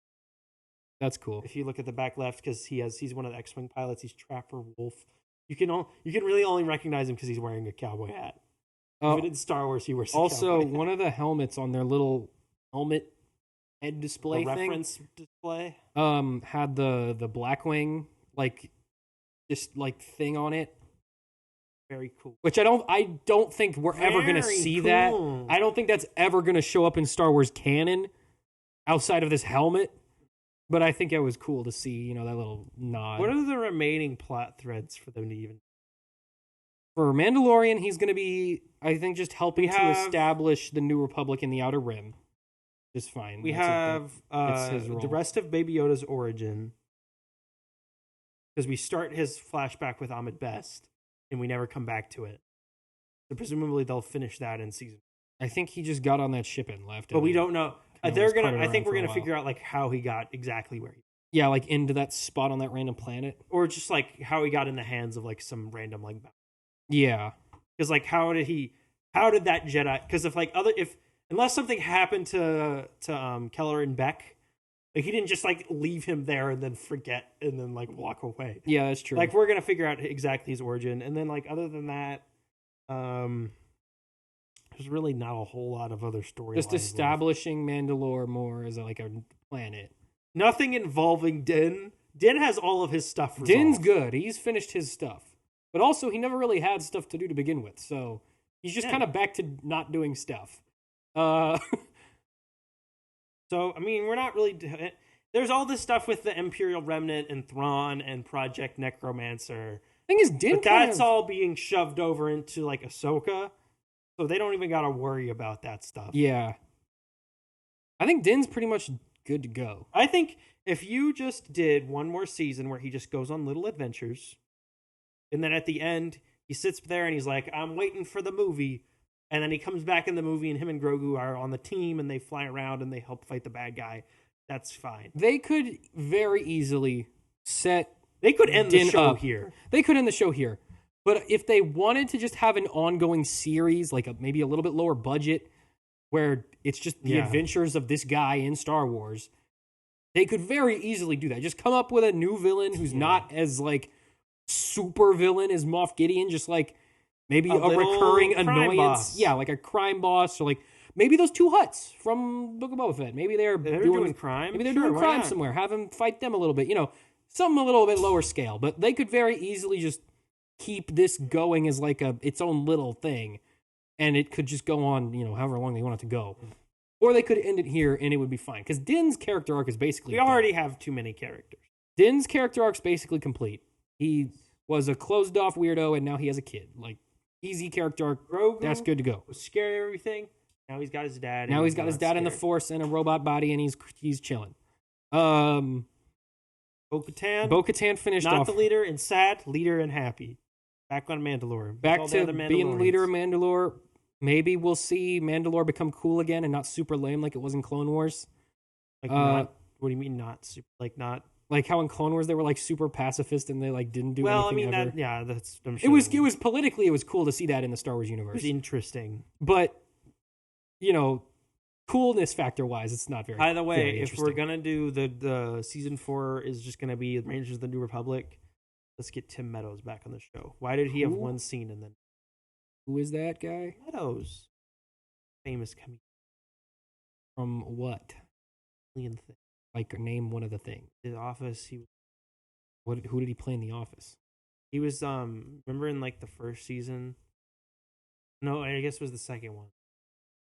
He played a specific... I don't have time to get into it. Just say the guy. He didn't play like a recurring role. He was in one episode. Okay, well then that doesn't help me. What's something he was in? That you've seen? He was on Brooklyn Nine-Nine. Who was he in? He was Andy Samberg's like cannibal friend from prison. Oh, that guy. He was in one episode of this for like a minute. Yeah, he was. But fun. Anyway, that's like Mando season 3. Probably the worst season, but it's really not even that bad. I don't think it's... Yeah. I think people's expectations were way too high because it had been 2 years since the last season and that Book of Boba Fett was so underwhelming. They needed this to be really good, and it just was about average as the show normally This was the Ahsoka prequel. This was the Ahsoka prequel show. Because we're just wrapping up all the stuff that Ahsoka's not involved with. Yes, and then we're going to go carry all of like the giant and then all the stuff that Ahsoka's involved with, that's going to be the later stuff. I hope John comes back and he just gets to make his little show, and I hope like he's actually happy doing it. Because you can definitely tell he's burned out, and I don't want him to be burned out because I want him to stay involved. I like the stuff he does. I like him to make more stuff. Like, let's let him do a little refreshing season, and then we can come back and we can do Thrawn's back, and he's. And if he's burned out and he doesn't want to do it anymore, then just go on, just move on. We can leave it here and I'd be happy. If we leave it here, I'm happy. Also, I don't care how much you have to pay him, but can we get Pedro Pascal to show up for like one day? Especially since like they don't do the can't take the helmet off anymore thing. Like they don't need to at all. Just can we? They have access to the immediate fix-it bath, so we're good. A critically acclaimed actor just starred in like the biggest drama of the year. And he's not even in the show for one episode. Which, to be fair, is because he was filming The Last of Us at the exact same time they were filming this. So it's understandable. That's fine. He was just phoning. He was just sending in. Maybe the next season though he could come in. Next season when he's dead on The Last of Us, he can come. He can come. Spoiler alert for Last Spoiler alert. He's gonna die in like episode 2. So, I was gonna say something. Right. I don't got anything So else. I have a this is more lore related than season related. Oh, well, But like I might expect nothing less. When the cult was like on Mandalore, like I presumably hundreds or thousands of years ago when they were like on Mandalore, did they only like put their helmets on before they would go into battle, and then they would like take them off when they get back? Took them off.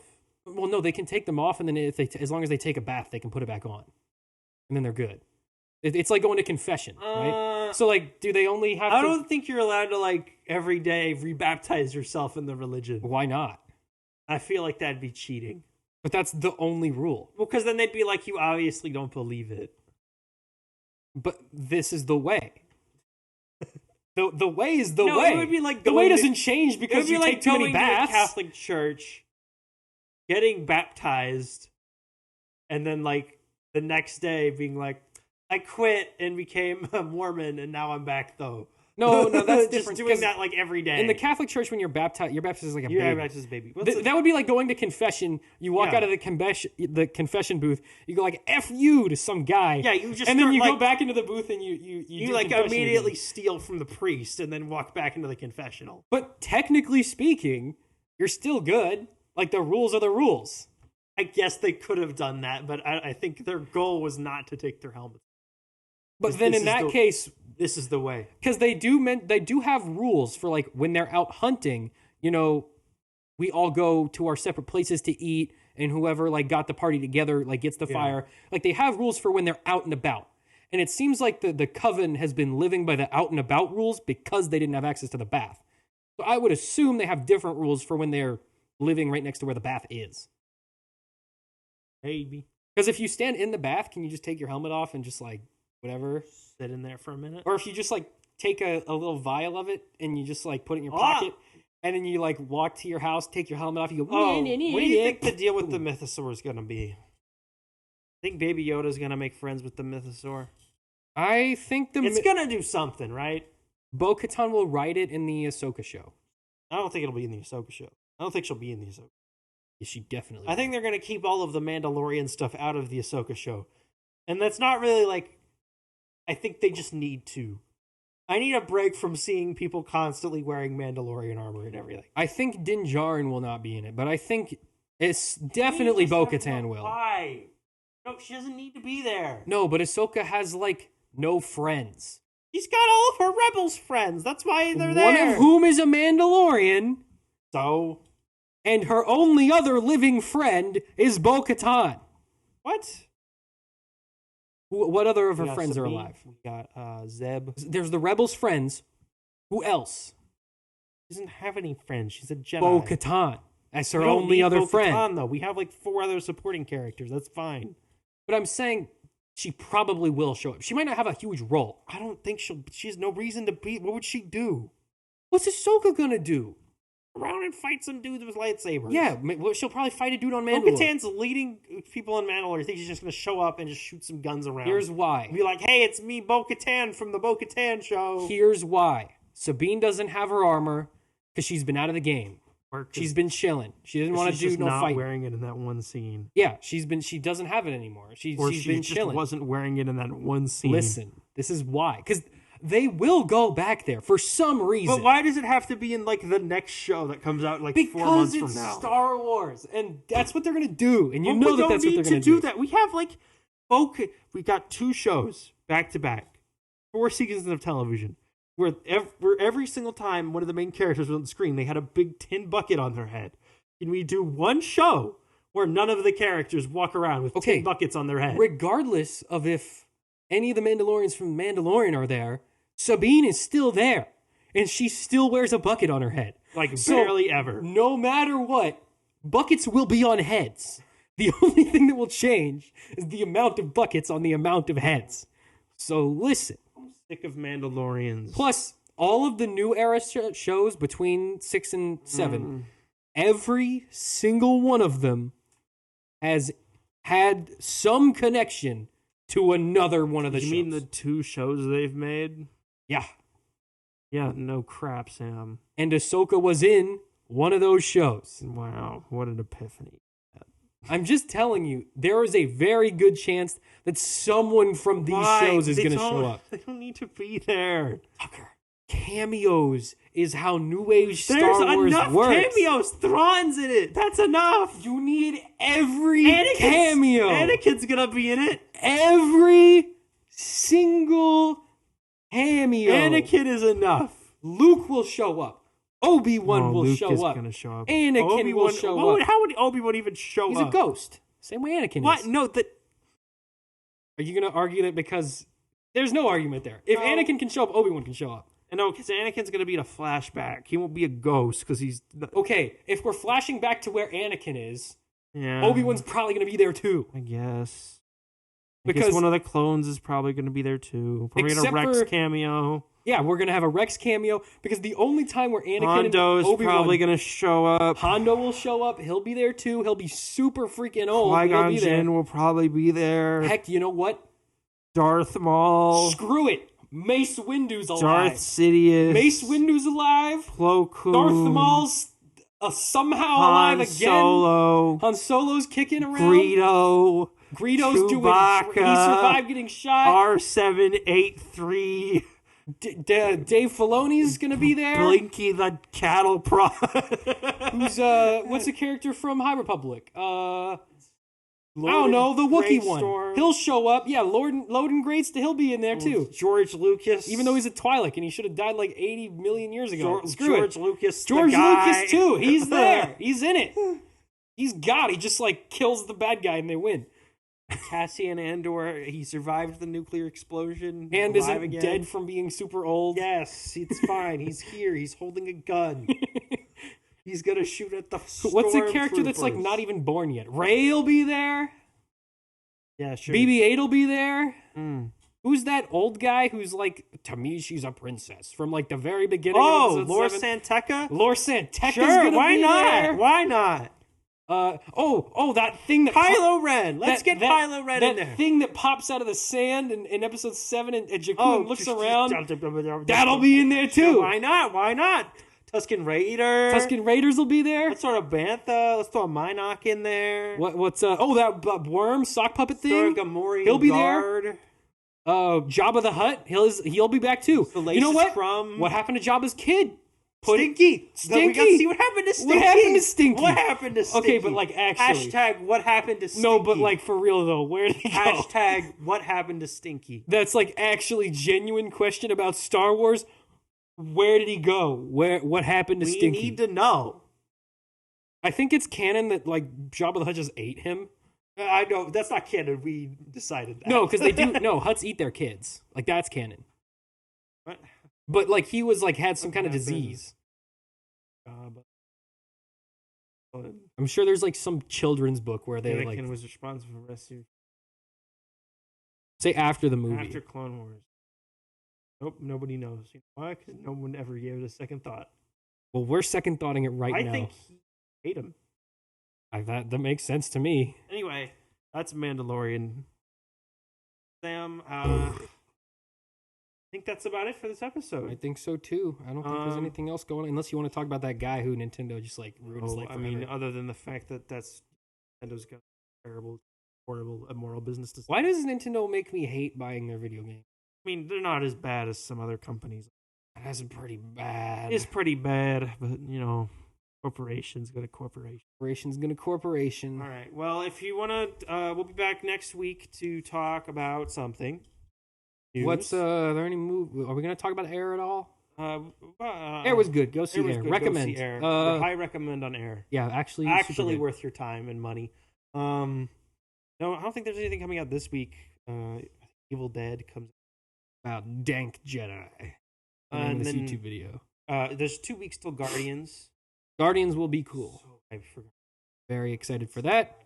But yeah, if you want to find us on Twitter, we're at twitter.com. We're available on we're on all the social medias. We're at McDon Media on Twitter and Instagram. We're on the podcast platforms. McDonCast. We're everywhere. You'll find us. You'll find us. You know where we are. We have links in the description. If you got this far in, you know where we are. All right. We'll see you next week, guys. Bye-bye. Bye-bye.